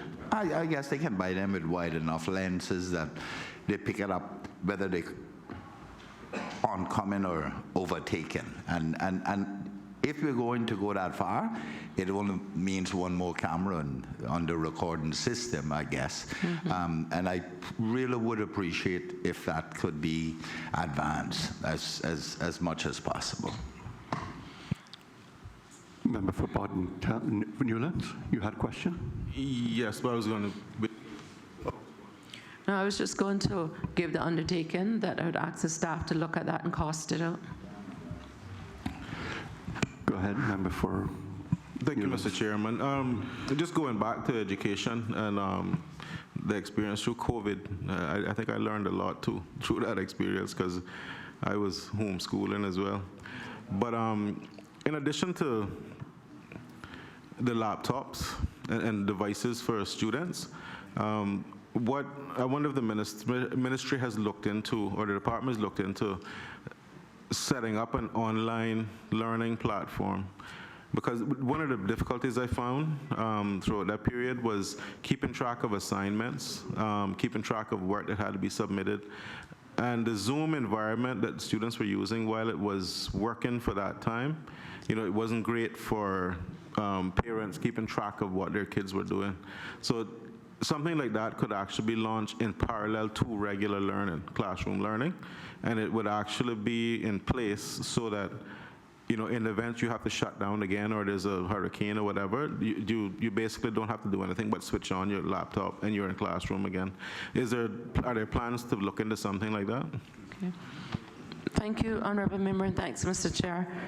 In fact, we haven't very long to come out of Zoom meeting and dealing with the similar issues, and the minister is right on track where we are, but I'll ask Ms. Monteith if she would share with the committee some of what the plans are.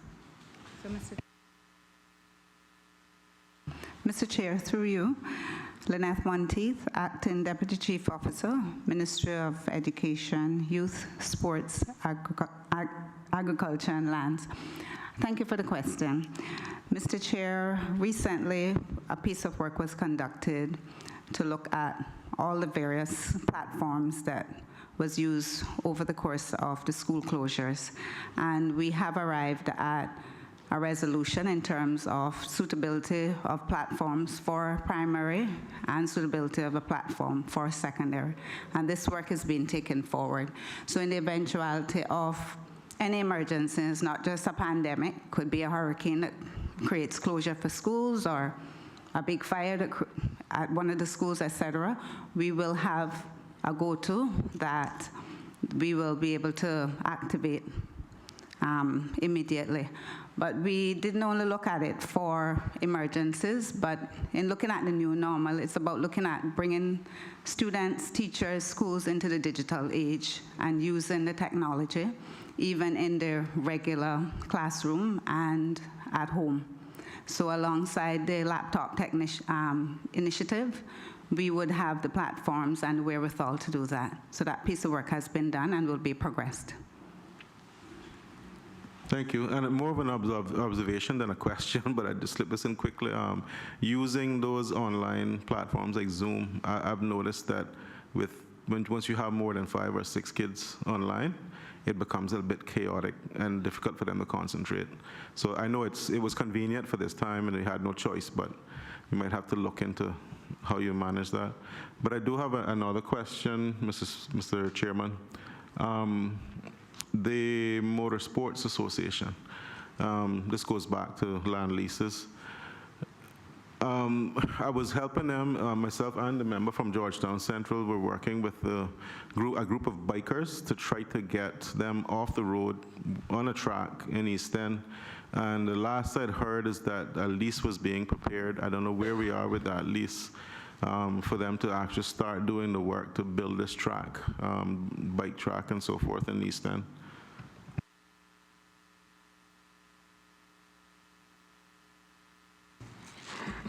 Mr. Chair, that, yes, has been discussed, and there was some progress with it, but without funds, I'm unable to progress it. So unless we can get some savings somewhere or some extra money, what I can do is to make a commitment to take it back again and see if I am more successful. Yeah, thank you, because there was a discussion about funds, and I think the Motorsports Association was told that there would be funds forthcoming, but we haven't heard anything else. One last question, and I know this is going out on a very thin limb, but the last administration had broken ground in a boxing gym in Bordentown. I can't hold you responsible for that, Madam Minister, but is there any hope of that project actually being completed? Mr. Chair, there's always hope, but again, I don't have any funds in this particular budget for it. So unless there's savings or new funds, it's the one in Georgetown for now. I wish I had better news, but. No, I just want to thank the minister. I didn't mean to put her on the spot because she wasn't the minister at the time, but I just thought if they went so far as to bring Manny Pacquiao here to break ground, they would have actually followed through. But I'm used to the disappointment in the eastern districts. Oh, no. Mr. Chair, I just need to correct one thing I said earlier. I think I said that school started at, we were proposing start at 8:30. It was supposed to be at 8, but the discussion was about moving it to 8:30 because of the traffic. Hence the reason for my comment that if we did that, we would have to try to make up the half hour somewhere along the lines. I didn't want to mislead the committee. Member for Northside. Thank you, Mr. Chairman. I just want to get back to the computers for the children and teachers. Are those computers going to require internet and Wi-Fi connections at home and in school? Yes, Mr. Chairman, yes, to the honorable member from Northside, and we've had internal discussions about that, about the less than satisfactory state of the speed of the internet and the capacity and the homes that did not have access to it. So the team has been tasked to look at that to see if we cannot get the private cooperation, that we would at least get a private-public cooperation, and if not, we would have to do what government was made to do, fill the gap. Through you, Mr. Chairman, the minister would be aware that I believe it was through the original initiative of an employee of ICTA that they put up, Cisco, I think, donated some equipment that is being used in the civic centers in the eastern districts to enhance the internet and Wi-Fi connections. Can I make a suggestion that you try and find out whether, at least certainly I would think for Northside and East End, whether you can get that equipment, because it's for a specified period of time, and I think it ends before September, whether you could get that equipment transferred to the school, because it was my understanding that the equipment was donated, and therefore the equipment should be available. Thank you, honorable member. I've asked my officer here, Mr. Wilbur, if he would take a note of that and as an action that we need to perform. I know that honorable Minister for Commerce had also got some Wi-Fi hotspots as well to put through the island, which we commend him for, but we'll also work with that. You know, we have a good relationship, certainly with Flow and Digital and some of the others that are on the scene. And so I believe that it's in their interest as well to assist with the educating and the retooling of our students so that when we go to the immigration board, we won't have an underskilled reason for not hiring them.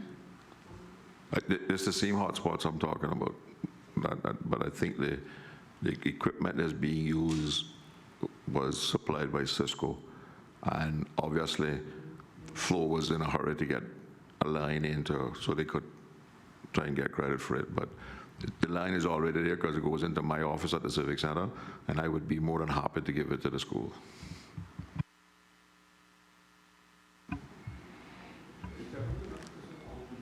All in favor? No. Hey, boy, you can't see on your left side, huh? No, sir. Go ahead, member for Savannah. I just forgot you. Thank you, Mr. Chairman. In order to expedite this situation and get this wonderful staff of yours home quick, I just 3 short questions and I'll combine them. The first one is, as you know, my favorite topic, Savannah Primary School. I want to thank you for getting the bus there, but I need you to check because I'm sadly informed that it can only take 19 children and the average classroom there, I think, is between 25 and 30. If you could check on that, if that's true or not. The other one was a follow-up on the artificial turf at the playfield at Savannah Primary School.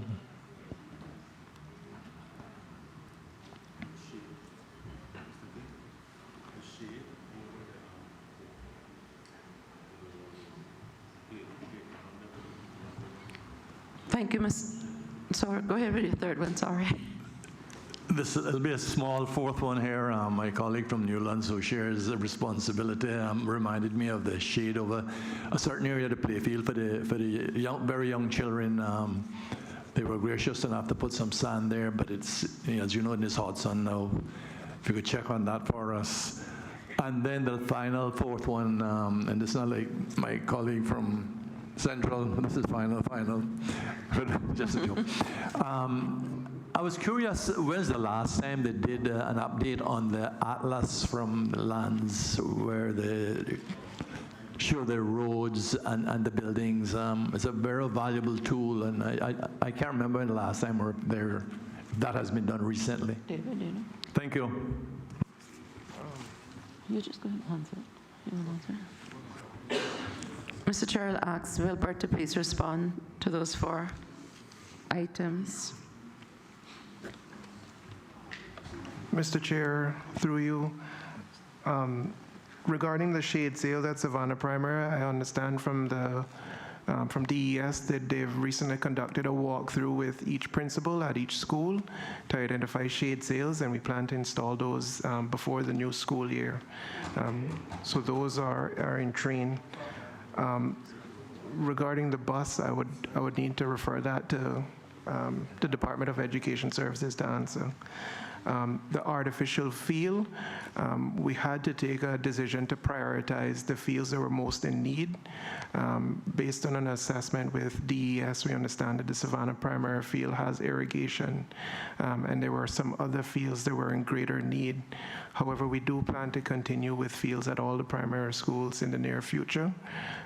Just to say the fields that we have completed Prospect Primary, Red Bay Primary, East End Primary, Spot Bay Primary, and we will be doing Creek Primary shortly.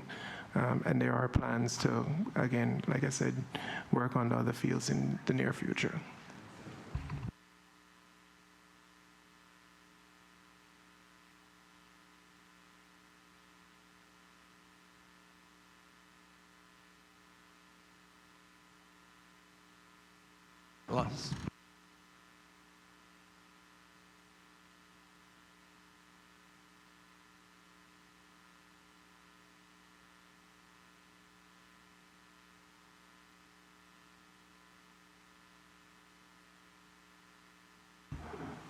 Mr. Chair, through you, I've been informed from the Department of Lands and Survey that there's no plans at this current time to update the street atlas. What's the date on the last one, since you have the gentleman there?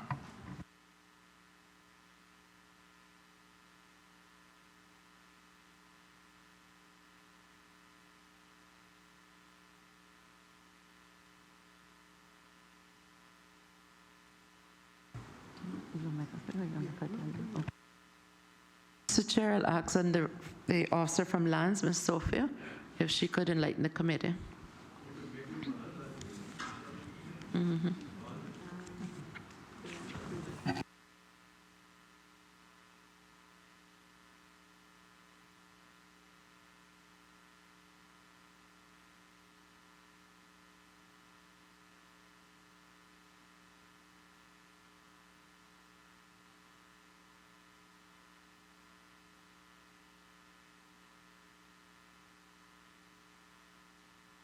Sophia Williams, Lands and Survey Department. The last update was done in 2008 to the atlas. What has happened is that it's uneconomical to actually produce the paper atlas due to the advent of Google Maps and other digital formats for persons to purchase the map. So so we didn't have any plans to update our paper copy maps. Unfortunately, I'm one of those that can't turn on the computer or Google or anybody else. Is there something else that, a paper or something that well,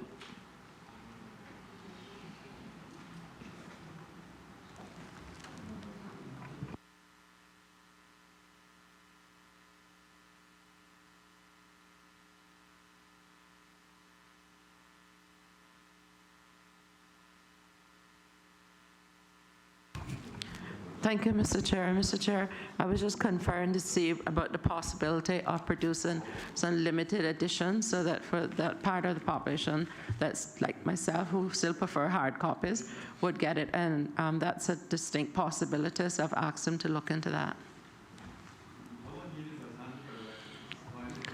Mr. Chair, I was hoping I can just add. I got him and then you. Add a little bit of substance to that topic about the Google Maps thing, because my colleague and I was just saying, well, how does Google Maps update their information if we are not updating our information to use, or do Google Maps call lands and surveys to update their information? How does that work? Let me clarify, through you, Mr. Chair, let me clarify. We have our mapping system that has all the up-to-date features.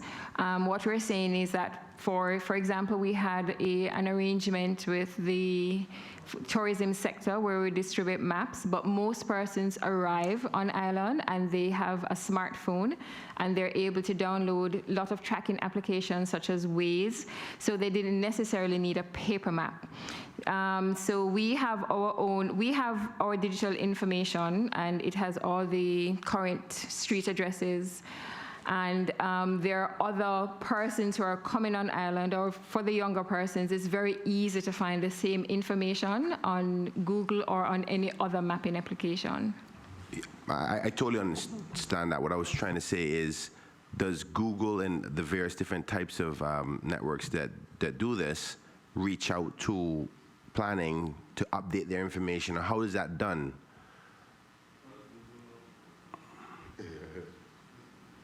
Because there's sometimes where Google Maps may not have a street that I go, hold on, they don't have this street on there. So how is the process? I mean, do you actively work on informing these global types of platforms to keep people updated?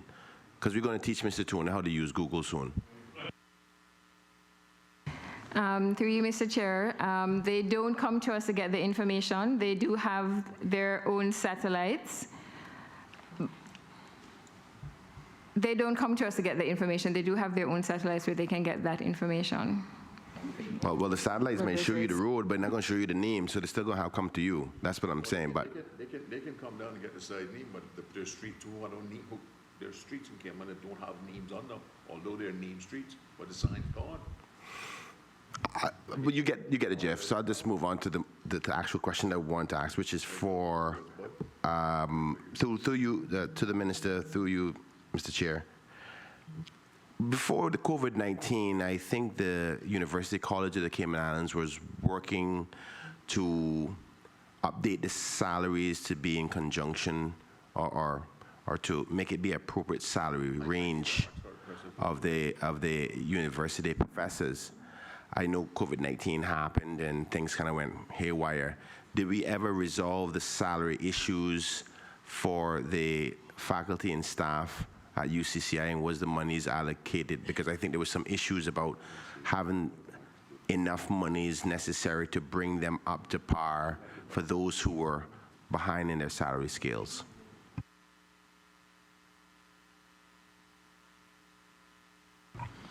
Thank you, Mr. Chair. We've been doing some work with this, and we've been trying to find funds. We did give them an increase of allocation as part of that. We've done a Section 12 to deal with the COLA and some of the salaries. I'll ask Acting Chief Officer Francis, and the chairman is also here with us, Mr. Mark Scotland, to avail themselves to respond or for any further questions. Mr. Francis. Through you, Mr. Chairman, Joel Francis, Acting Chief Officer, Ministry of Education, Youth, Sports, Agriculture, and Lands. Sorry. Yes, it was a long process, but we've worked diligently. The UCCI worked with the portfolio to reevaluate all of the job descriptions, and then we had to do that first before we could then evaluate the COLA that would be applied, which was effective in January. We've got those totals, and we've taken that to Cabinet, as the Minister said, and that has been approved under Section 12, which will need to come back here. Can the minister say, through you, Mr. Chair, can the minister say then when the exact date that they will start to be paid for this increase? Obviously, after the cabinet has approved the extra.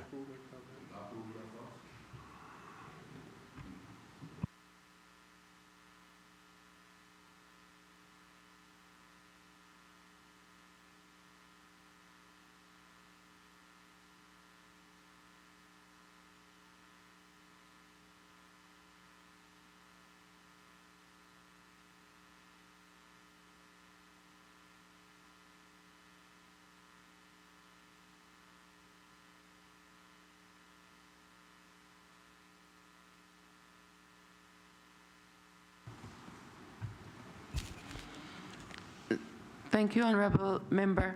I think I also need to ensure that because there was a rebalancing and reevaluation under the Public Authorities Law, it does not necessarily mean that it could be an increase into it. It's just to make sure it's in line with the civil service. It possibly can be an increase, but it's not automatic that it will be an increase. Like my officer said, we have taken it to cabinet and we've got approval for section 12, which will have to come to finance committee to get approval so we can actually disperse the funds for them to get these. Thank you, Minister. Do you have an estimated time in your mind that you think, or I'm not sure if you can answer that question because you're not the Minister of Finance, but I'm assuming being in the same room, has there any indication? Because obviously these teachers depend on those things, particularly the COLA, and COVID-19 is hitting them too. So I'm trying to get some timeline in their minds as to when that change will happen, if for those who are looking forward to that.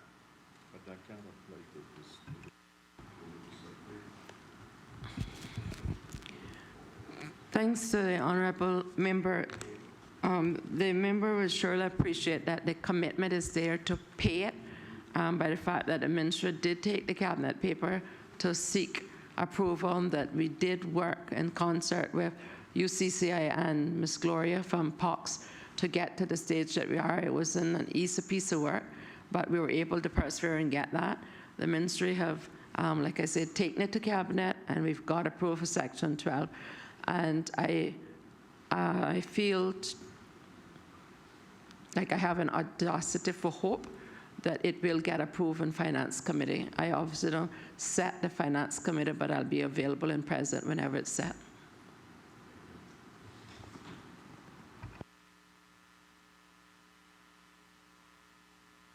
Member for Northside. Yeah, through you to the Minister, I'd like to ask her some questions about the land registry law. In 2016, we amended in this House Section 20 of the land registry law to solve a problem where estate property, particularly in eastern districts, but all through all the islands, could not be subdivided unless you had a 30-foot road. And we amended the legislation to allow division of estate land for ownership purposes. My problem is that I found out this week that the survey people have not been so informed.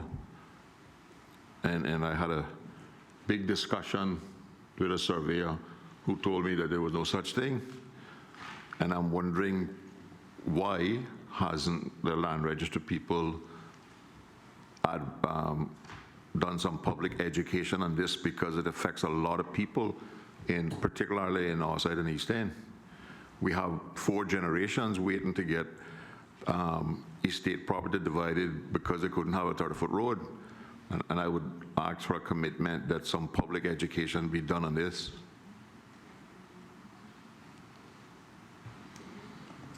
Mr. Chair, if you could give the officer just a minute to consult with the land representative so we can give a proper response.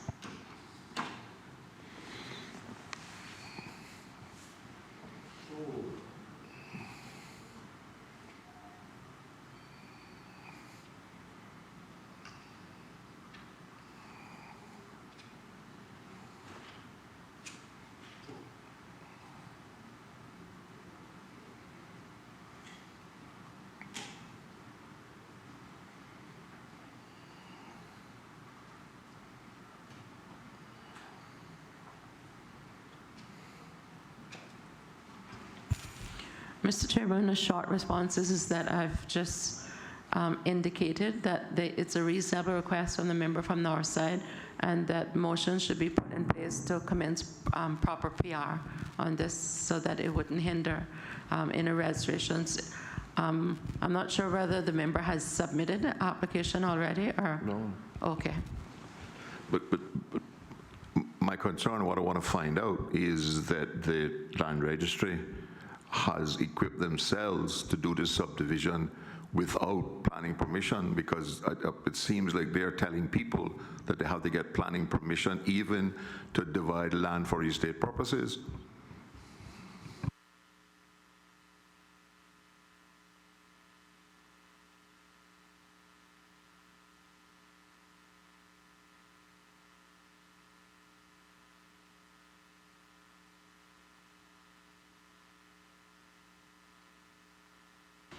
Mr. Chair, as I understand it, there was one inquiry to the Lands and Survey Department as to whether planning permission was made. That was from a surveyor making an inquiry.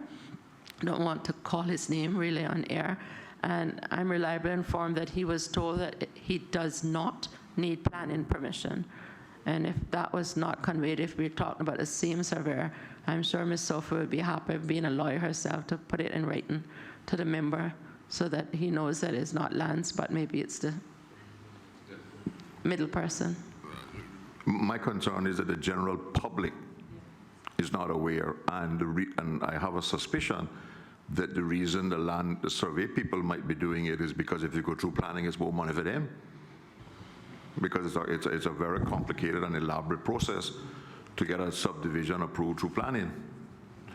So my concern is that the public needs to know it's available, and it's been 4 years, and not a, as my grandmother said, not a teh has been said about it by Lands and Survey in that 4 years to promote it.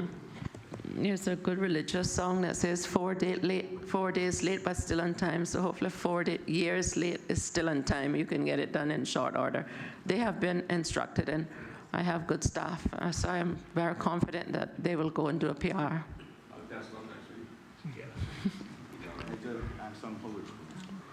Member for East End.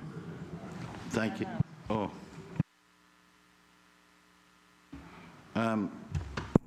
Has it been interpreted that there will be a requirement to show 30-foot access on paper, on the survey? Not build it, but show it?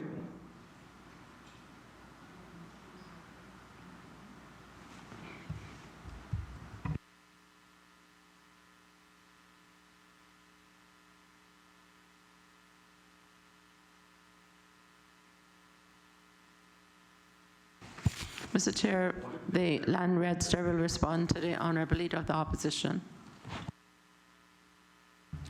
Through you, Mr. Chair, the amendment that was passed in 2018 was that they did not need the formal subdivision for estate matters. However, for the same section goes on to state that for development purposes, they will need to comply with any planning laws at that time. So if they have gone through and done what we call an office subdivision, if they then apply to, say, do any improvements to the property, they will then need to comply with the planning laws at that time. Planning laws in the sense that you will then require a vehicular right-of-way. Through you, Mr. Chair, I wouldn't seek to speak on behalf of planning, but depending on the type of development, they may need to provide a vehicular right-of-way. If, for example, they're going to develop the property for construction of homes, they may need to provide vehicular right-of-way. Okay, Mr. Chairman, I'm sure the registrar must be familiar with Cayman method of having access to properties, in that many of those large tracts are quote-unquote landlocked, and they merely have a 6-foot right-of-way as access to them, registered right-of-way. Those large lots parcels of land, in most instances, are owned by families. What I'm trying to determine if that's going to be split up in for four siblings or whatever, 4 family members, can they just go and show it as being quartered up without providing vehicular access at that time?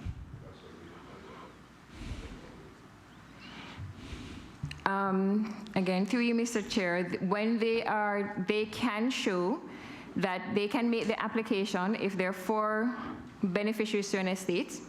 They can make the application and they will open 4 registers. What I was also stating was that if they are going to do any improvements or development at a later date, they will then have to comply with the planning law. Yeah, well, I wasn't overly interested in that because that is an application to planning. I'm talking about the amendment we made and the application thereto, which would be go to land registry. So you could show it being quartered, and that would be the end of the matter. Through you, Mr. Chair, yes. Thank you. Mr. Chair, one question. Okay, go ahead, member for Through you, Mr. Chair. West Bay North. What is the status of the registering all rights of way to the sea, beach and foreshore, as shown in the 2017 Lands and Survey Access Report and affidavit submitted since 2001, please?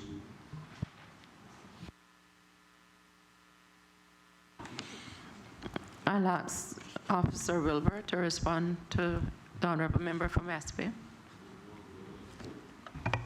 Mr. Chair, through you, first and foremost, the affidavits submitted at that time were deemed legally insufficient. Since that time, we've reconstituted the Public Lands Commission due to some operational issues. They've developed a strategic plan on registering these unregistered right-of-ways, beginning with some exercises they conducted this past month, where they've inspected all of the right-of-ways to do an update of the report with the intention of registering all unregistered right-of-ways by the end of this year. Have the Minister of Health first, and then Minister?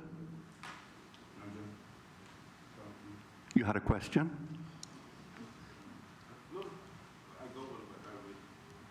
Your turn. Thank you, Mr. Chair. I'm sure there's other means that I could, or other avenues I could, to get my answer. But why schedule another Zoom meeting? I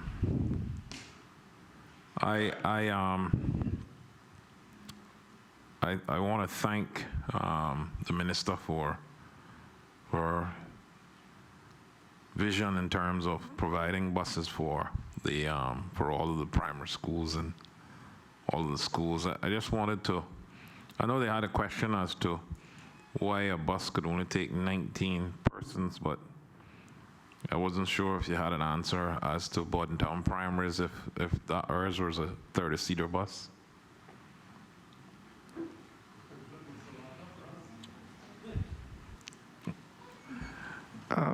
Mr. Chair, through you, just as a point of clarity to the earlier question from the member from Savannah and the current question, the buses are coasters and they're 22-seaters. Just also as a matter of clarity, wanted to add that the Bordentown Primary School was one of the artificial fields done that I didn't mention earlier. Yes, thank you. And Mr. Chair, I want to thank the minister and the ministry for doing such a great job on that. We did have quite a very hardy opening on that artificial turf, and it's well used, so I can tell you it's not gone to waste. What I wanted to ask was the stands at the Bodden, at the Hague Bodden football field. While I've got an update, I wanted to ask if the actual stands in itself is being expanded, is there additional seatings being placed there? Mr. Chair, through you, at this time, there is no intention to expand the seating. The repairs works at much of the grandstands around the island is being done due to health and safety reasons. So there's no specific plans to expand any seating at any of the grandstands. Thank you, Mr. Chair. I just wanted to also follow up. I know we had with the same field at the Haig-Bodden football field at the Civic Center area. I know they were being prohibited from having international games at that field because of the change in room situation. Did you have any update on this? Yeah. Mr. Chair, through you, I'm not aware of any specific plans to develop the changing rooms at that facility at this point in time. Yeah, I know it proves to be quite expensive. I saw what happened at Ed Bush trying to prepare for international games. Hopefully we can get some of those plans drawn up and get some of those international games at the Bodden Town, Haig-Bodden field. As a follow up on the though I've got an update on the actual Bodden Town, the new school hall for the Bodden Town. I keep saying Bodden Town, but it's a Theolin McCoy Primary School, actually initiated by myself, but still out of habit, my alma mater. The start date for construction, did you have a start date for construction of the new school hall?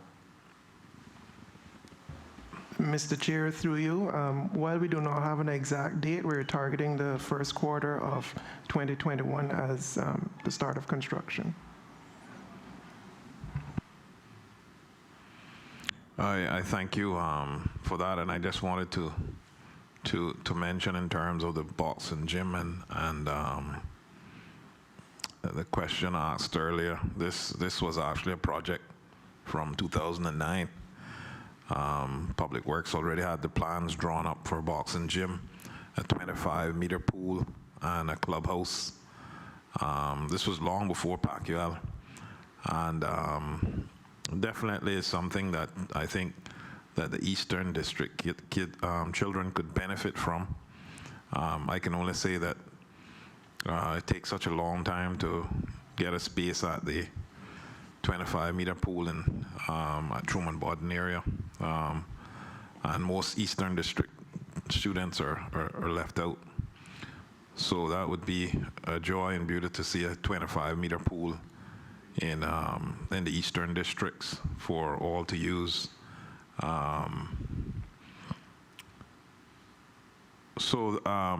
Mr. Chair, that concludes my my questions. I thank you so much to the ministry and to the minister for their vision in terms of the fields and the buses. Well, welcome. Thank you. Who did I have? I not have the member for Northside. Go ahead. And who else wanted to ask questions? Yeah. Okay. Thank you, Mr. Chairman. Through you to the minister. The Public Lands Commission is fully constituted now. Mr. Chair, through you, yes, sir. And functioning? Yes, sir. Thank you. Is there anything in the public lands law that would give the Public Lands Commission the authority to move a prescriptive right-of-way?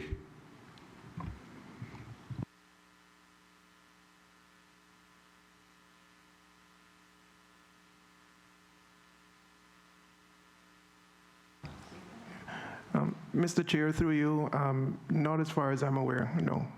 Me either. There are two kinds of right-of-ways to the beach in my constituency. There are the prescriptive right-of-ways, which is the old, what we used to call Bay Road, when you used to go from the sea to the land. We now, since 1965, we've been using them to go from the road to the sea. There are a number of those prescriptive right-of-ways. In addition to that, the planning regulations for development require that any developer who is developing a parcel of land, I think there's more than 200 feet, planning requires them to leave and provide a 6-foot right-of-way. Those, as long as they haven't been used for 25 years, because once we use those planning right-of-ways for 25 years, they become prescriptive right-of-ways. Prescription law doesn't say that that stopped in 1950, right?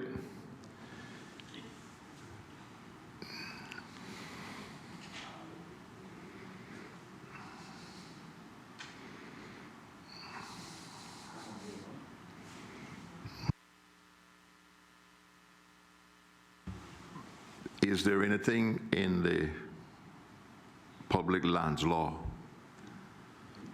that would allow the government to allow a developer to build the driveway for his development over a prescriptive right-of-way, and including in the planning permission, install a gate across it?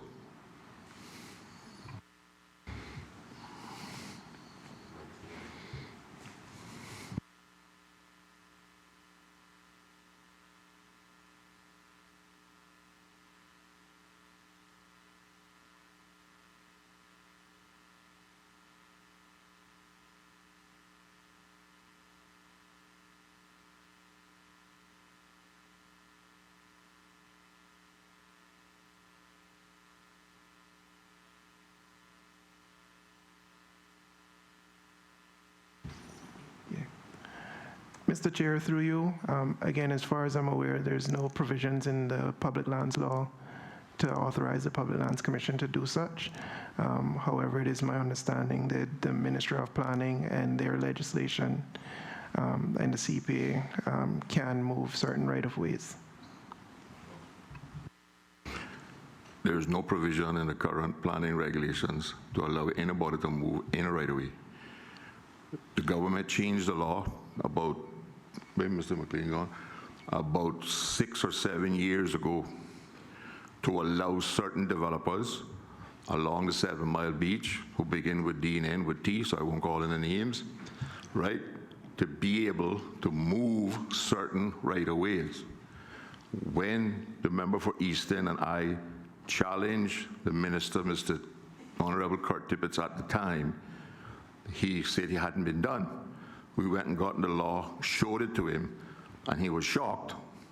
And he brought an amendment to the next meeting of the Legislative Assembly to reverse that, because they had changed the law to say that you could move, not a prescriptive right-of-way, but a right-of-way offered by planning to any property you own anywhere on the island.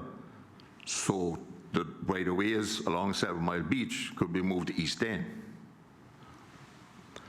But that don't exist anymore. Now, I don't know how many were moved during the period of time that the law existed. But the question I have now, and I would like to ask from assurance from the minister, that the Public Lands Commission will not entertain, much less grant, permission for any developer to move a prescriptive right-of-way in my constituency.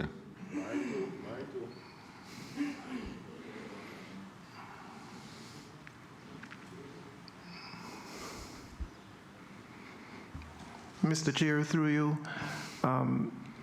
our understanding of this specific matter and in general the Public Lands Commission, movement of prescription right-of-ways are done through the Grand Court, and the application to the Grand Court was asked for comments from the Public Lands Commission, not to grant enough approval to move a right-of-way. Could you tell me what law the Grand Court can use to move a prescriptive right-of-way? You just tell me that there's no provisions in the public lands law to move them. Not talking about the ones granted by planning now.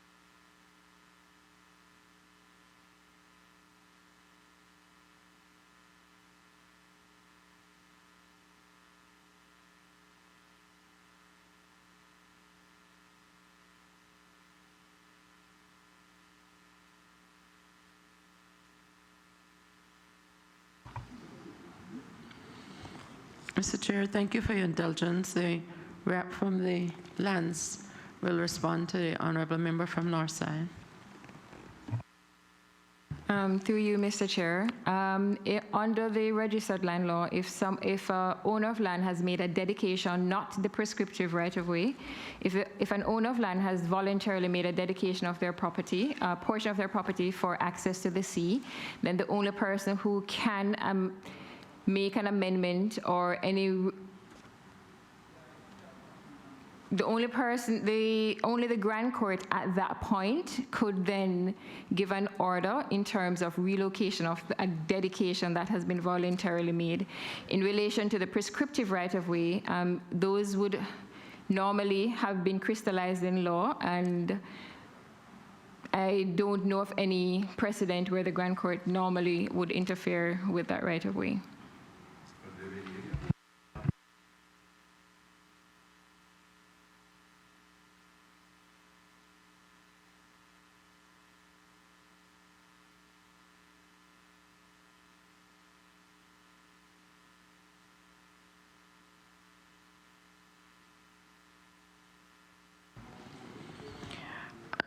Are you asking for a commitment from the Lands Commission? Or are you asking whether the court should or can do it? I just wanted some clarification. In my opinion, I ain't no lawyer. Let me declare that. I'm a chemist. The Grand Court cannot move a prescriptive right-of-way because it's inalienable under the law. But I'm not talking about a land that this person gave up, because just for your information, Minister, that wonderful central planning authority that we have, because he required a 6 foot to leave a 6 foot right of way, the prescriptive right of way is already there. They agreed to combine his 6 foot with the 6 foot prescriptive way, right? So you would have a 12-foot access. Right? But then, after doing that, they granted him planning permission to put a gate up on it, and that is his driveway to get to his condo complex, right? Now, it is my understanding that he has applied for planning permission to move it to the other side of his property. I ain't got no space to put it. Because remember, his high water mark is water that deep. That's where his high water mark is. And I asked it in the body. I went and put my 100-foot tape on it and walked out to 75 feet. And the water was up to my shoulder level. And I'm close to 6 foot. But planning approved it. So it is my understanding now that he has applied to the Public Lands Commission to move the prescriptive right-of-way. And that the Public Lands Commission has accepted his application, and they're discussing granting it to him.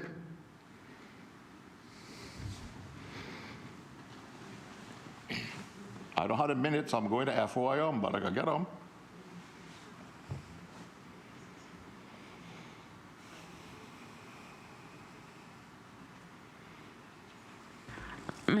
Mr. Chair, I'm not aware of what the honourable member is speaking to, but I certainly would ask the staff that are here, including the acting chief officer, to get a response to me and to copy back, once it's not in an infringement of confidentiality, to copy in the minister from our side into it. Thank you. I wanted to do it last night, but I was too tired because I can send the FOI in tonight to the Lands Commission to get the minutes of the meeting. On another matter,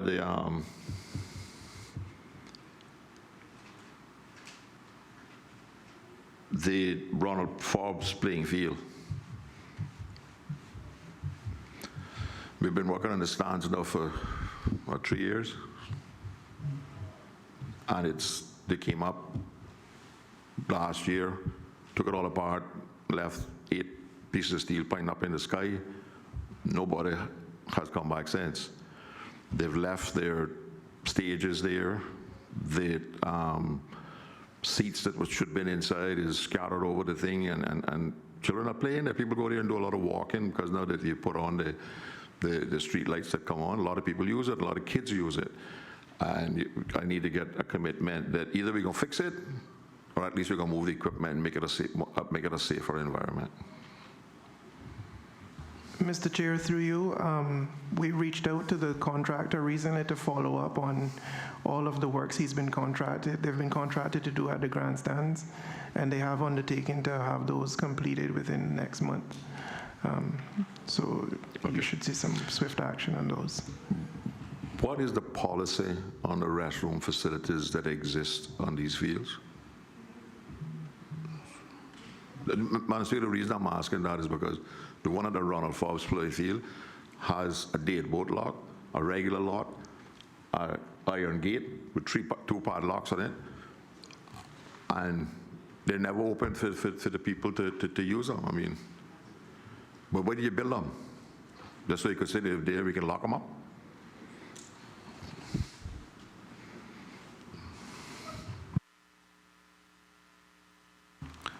Mr. Chairman, through you. The latest information I have would be that there was an individual who lived in the area who controlled a key for that building. I do not have the director here today, but I can undertake, sir, to provide you with an update on that situation and have it so that the bathrooms will be accessible. The question is, why are they padlocked, and whether you have this iron grate over a steel door that already has. I mean, it looks like you think my people can steal the door or something.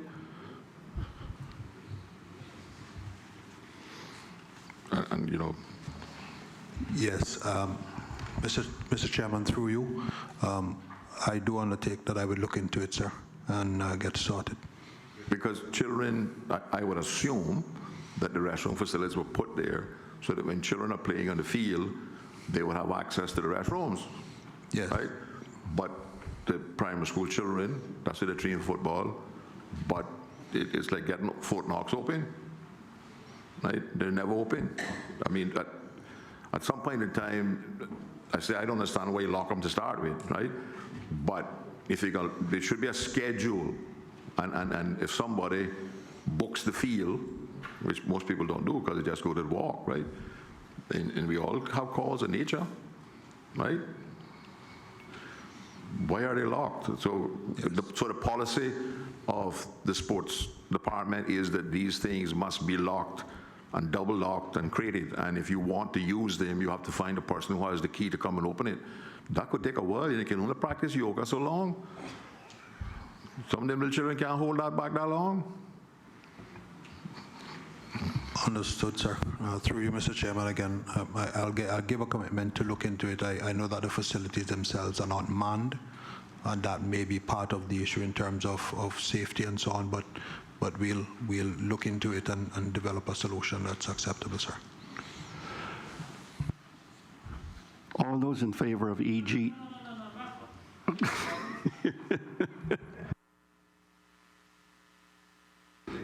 Member, I've been waiting patiently because we've been at this now for over an hour. Go ahead, sir. What I can put your mind at ease, Mr. Chairman, is that we agreed that we put all our questions in the policy. So after I ask my questions, we can actually bulk vote. So that really was, yeah. Okay. So, yeah. So just to put your mind at ease. So this was just the first one. Yeah, I know you were getting a little bit worried, but no. Just in terms of summer camps, I know kids have been locked down a lot. I mean, have there been any budget for summer camps? Are there any plans in place for summer camps, or our government sponsoring any summer camps? Just an update overall on the summer camp program. Thank you.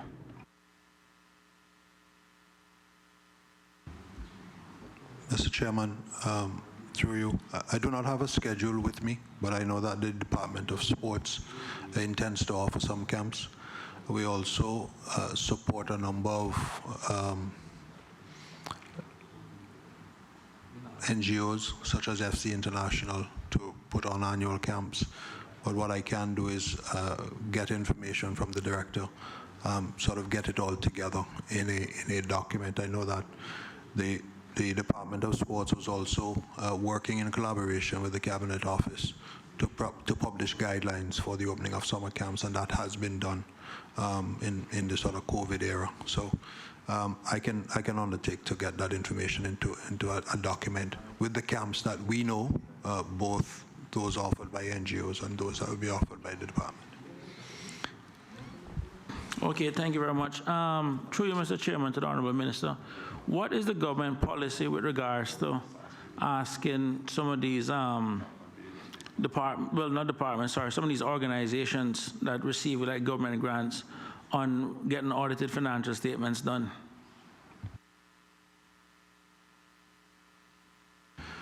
Mr. Chairman, through you, the current reporting policy requires those receiving over $50,000 per annum to provide audited financial statements as part of their grant request. Mr. Chairman, through you, I think that's, I mean, looking at some of these organizations, and some of these audits can run anywhere like even $10,000, $15,000, $20,000. I mean, I think that is quite an onerous burden to put on some of these associations. Is it possible that the government can probably find some way around this? I mean, maybe even choose an Auditor General office or something, but for some of these organizations that are very slim and thin to begin with, this is actually proven to be quite onerous, and I've gotten feedback of that nature.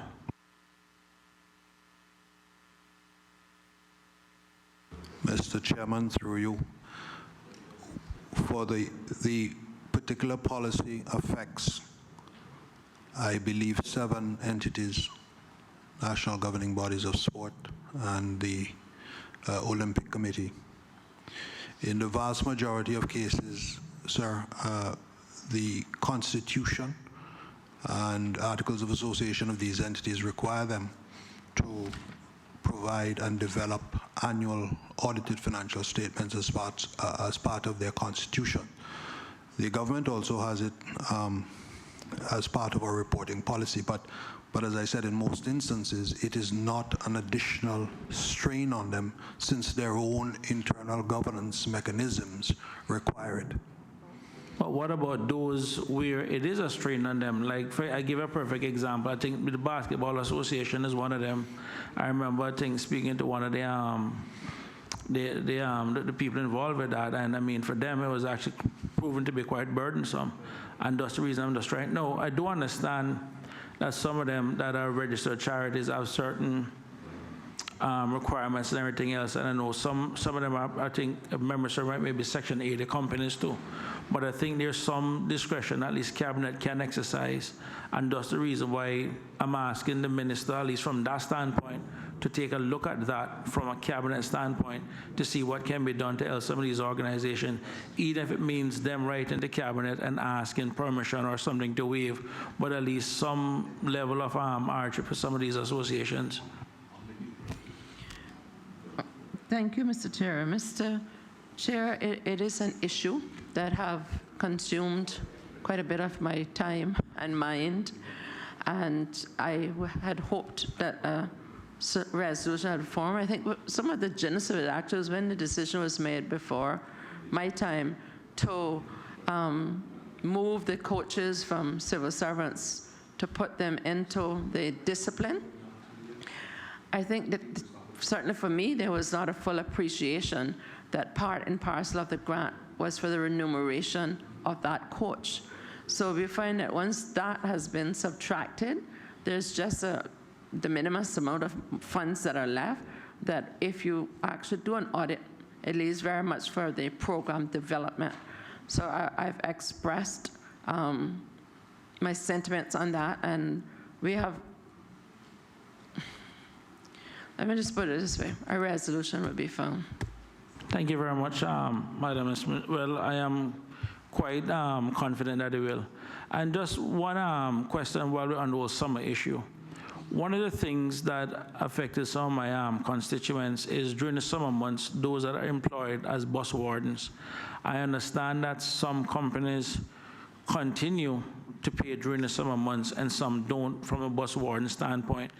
Is this something, I know this is something that's been batted around a lot, as the government kind of, and I know these are contractual obligations between those companies and their employees, but I just trying to understand from a government influence standpoint in terms of there's anything built into the contracts that would actually help some of these people.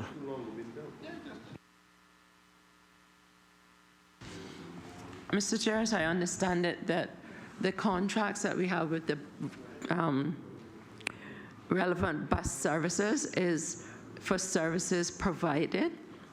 So because school is not in during the summer, the contract does not cover that times. And you would probably recall that there was a time when some of the wardens were actually civil servants, and again, for whatever reasons, they were put along with the contract. There's still some, let me just make sure. We still have some that are, yeah. There's still some that are civil servants, which would not fall into that category. So for us to do that, it would have to be a policy decision that we were going to pay them directly as civil servants and bring them back on, which would be left to the deputy governor and would affect the whole bottom line, and that may not be perhaps the best situation. Or we would have to be paying for services not provided during the summer, which would increase the amount of money that we're paying for the contract. Or thirdly, those persons would then, during that time, then apply to community services to see if they could get assistance. Those are the three options that I see. None of them are preferable. I mean, certainly if the funds were available and it was the general acceptance, my preference would be to bring them back in as civil servants, and not so that because I'm not considerate of the fiscal responsibility, but I believe that when we have to deal with the safety and security of our children, if who you pay is who answers to you. And so it's from that perspective, I think we may, as a government, have to take a real look at the numbers and the costs and the risks, pension, health, etc. And members would know that I think that when it comes to the safety and education of our children, really no cost is too much, but that has to be a holistic policy. But those are my feelings. Thank you very much. Mr. Chairman, with that, you can... I got 2 questions, sir. 2 questions, and we put this to the vote. Thank you, sir. The entire appropriations. It's concerning the sports camps. You can get back in the chair.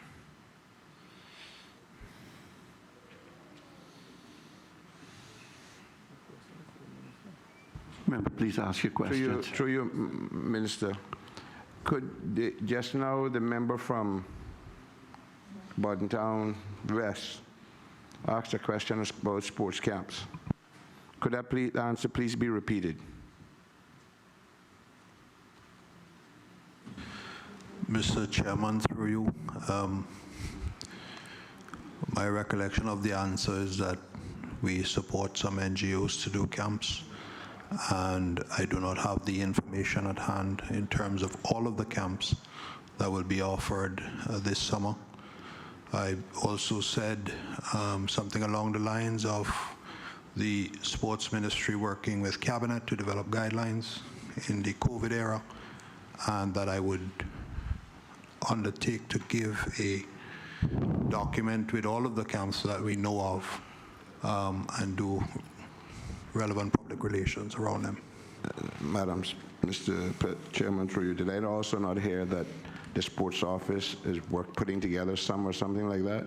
I believe a number of staff at the department do assist with camps, yes, sir. No, but your answer earlier on was that you said the sports office was organizing some or... But okay. Yeah. Since you can always go back in the Hansard and get the exact answer, but Mr. Chairman, through you to the minister, once again, you have people telling you stuff that, and a perfect example leading back to this. When they told you, when I asked you in another sitting about the mashing up and the tearing up of the West Bay field, about the cricket pitch being removed, that the sports council at the time didn't even know about it himself. And your answer to me was that you were told that the people would go around the back, go over to the Jimmy Powell's field, there's a practice pitch there. What they never told you, Madam Minister, there's no practice pitch around there. That's number one. For the children to get around the back there to that field, they'd have to walk through logwood prickles. All that they never told you. I left it alone because I just asked my questions and I'll leave it. And once again, people are they're upset because it was decided that the sports office decided there was not going to be any camps. But one thing was right, because I am getting help, because I have asked I am putting on my own camp, and I have asked one of the sports office staff to assist me, and I'm sponsoring the camp. But just to let you know, the public out there has been told that the sports office has decided that they're not putting on any camps. So just to let you know, Madam Speaker. Thank you, Mr. Chairman. All those in favor? Mr. Chairman, I think you can just do the bulk. That's what I was going to tell you, to just do the whole bulk. That's exactly what I was doing. Okay, just making sure. Yes, okay. I lost my whole... All those in favor of EGA 1, Policy Advice, Governance, and Ministerial Support Services, in the amount of negative $258,232. EGA 4, Public Library Services, negative $160,000. EGA 5, Primary Education Services, $2,445,186. EGA 6, Secondary Education Services, $3,656,117. EGA 7, Education Services for Students with Special Needs, $67,631. EGA 8, Facilities Maintenance and Operational School Support Services, $2,663,705. EGA 10, Education, Early Childhood and Support Services, negative $2,364,238. EGA 16, Cadet Corps Services, negative $80,000. EGA 17, Sport Services, negative $215,000. EGA 18, Youth Services, negative $60,000. EGA 20, Management of Land Information and Provision of Surveying Services, negative $420,886. EGA 21, Agriculture Support and Regulatory Services, $400,000. Is it negative? Because the numbers that I have on the schedule are negative? That's not what it shows.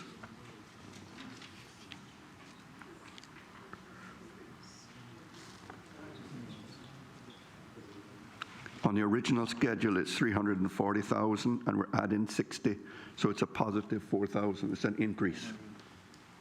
An increase, yeah. I think it's just a typing error. Yeah.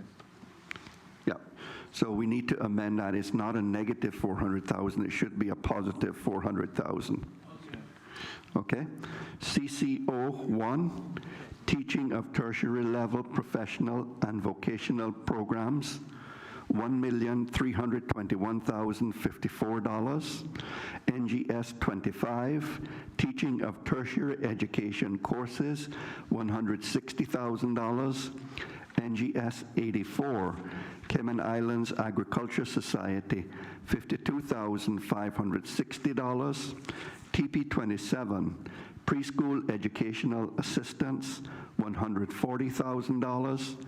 TP 30, Local and Overseas Scholarships and Bursaries, negative $160,000. TP 51, Other Educational and Training Assistance, negative $17,750. TP 61, Student Enrichment and Support, $105,305. TP 84, grants to farmers, $17,750. OE 93, Caribbean Agriculture Research and Development Institute, CARDI, $28,474. EI 12, Ministry of Education, Youth, Sports, Agriculture, and Lands, negative $6,745,705. EI 46, University College of the Cayman Islands, negative $320,491. And EA 4, Land Purchases, $2,253,000. Standing part of the schedule to the bill, please say aye. Those against, no. The ayes have it. Members of the committee, this now concludes the deliberations for the Ministry of Education, Youth, Sports, Agriculture, and Lands. Mr. Chair, I'd just like to thank all of the members from the ministry and from our department for coming here today, and certainly all of my honorable colleagues, and especially my two councillors, for their support and for your good self for allowing the amendments, as well as the Deputy Premier. Thank you, ma'am. Members of the committee, this is a convenient time for us to take the dinner break. Let's be back here by 7:30, and we will commence with the investigating the appropriations to the Minister of Health.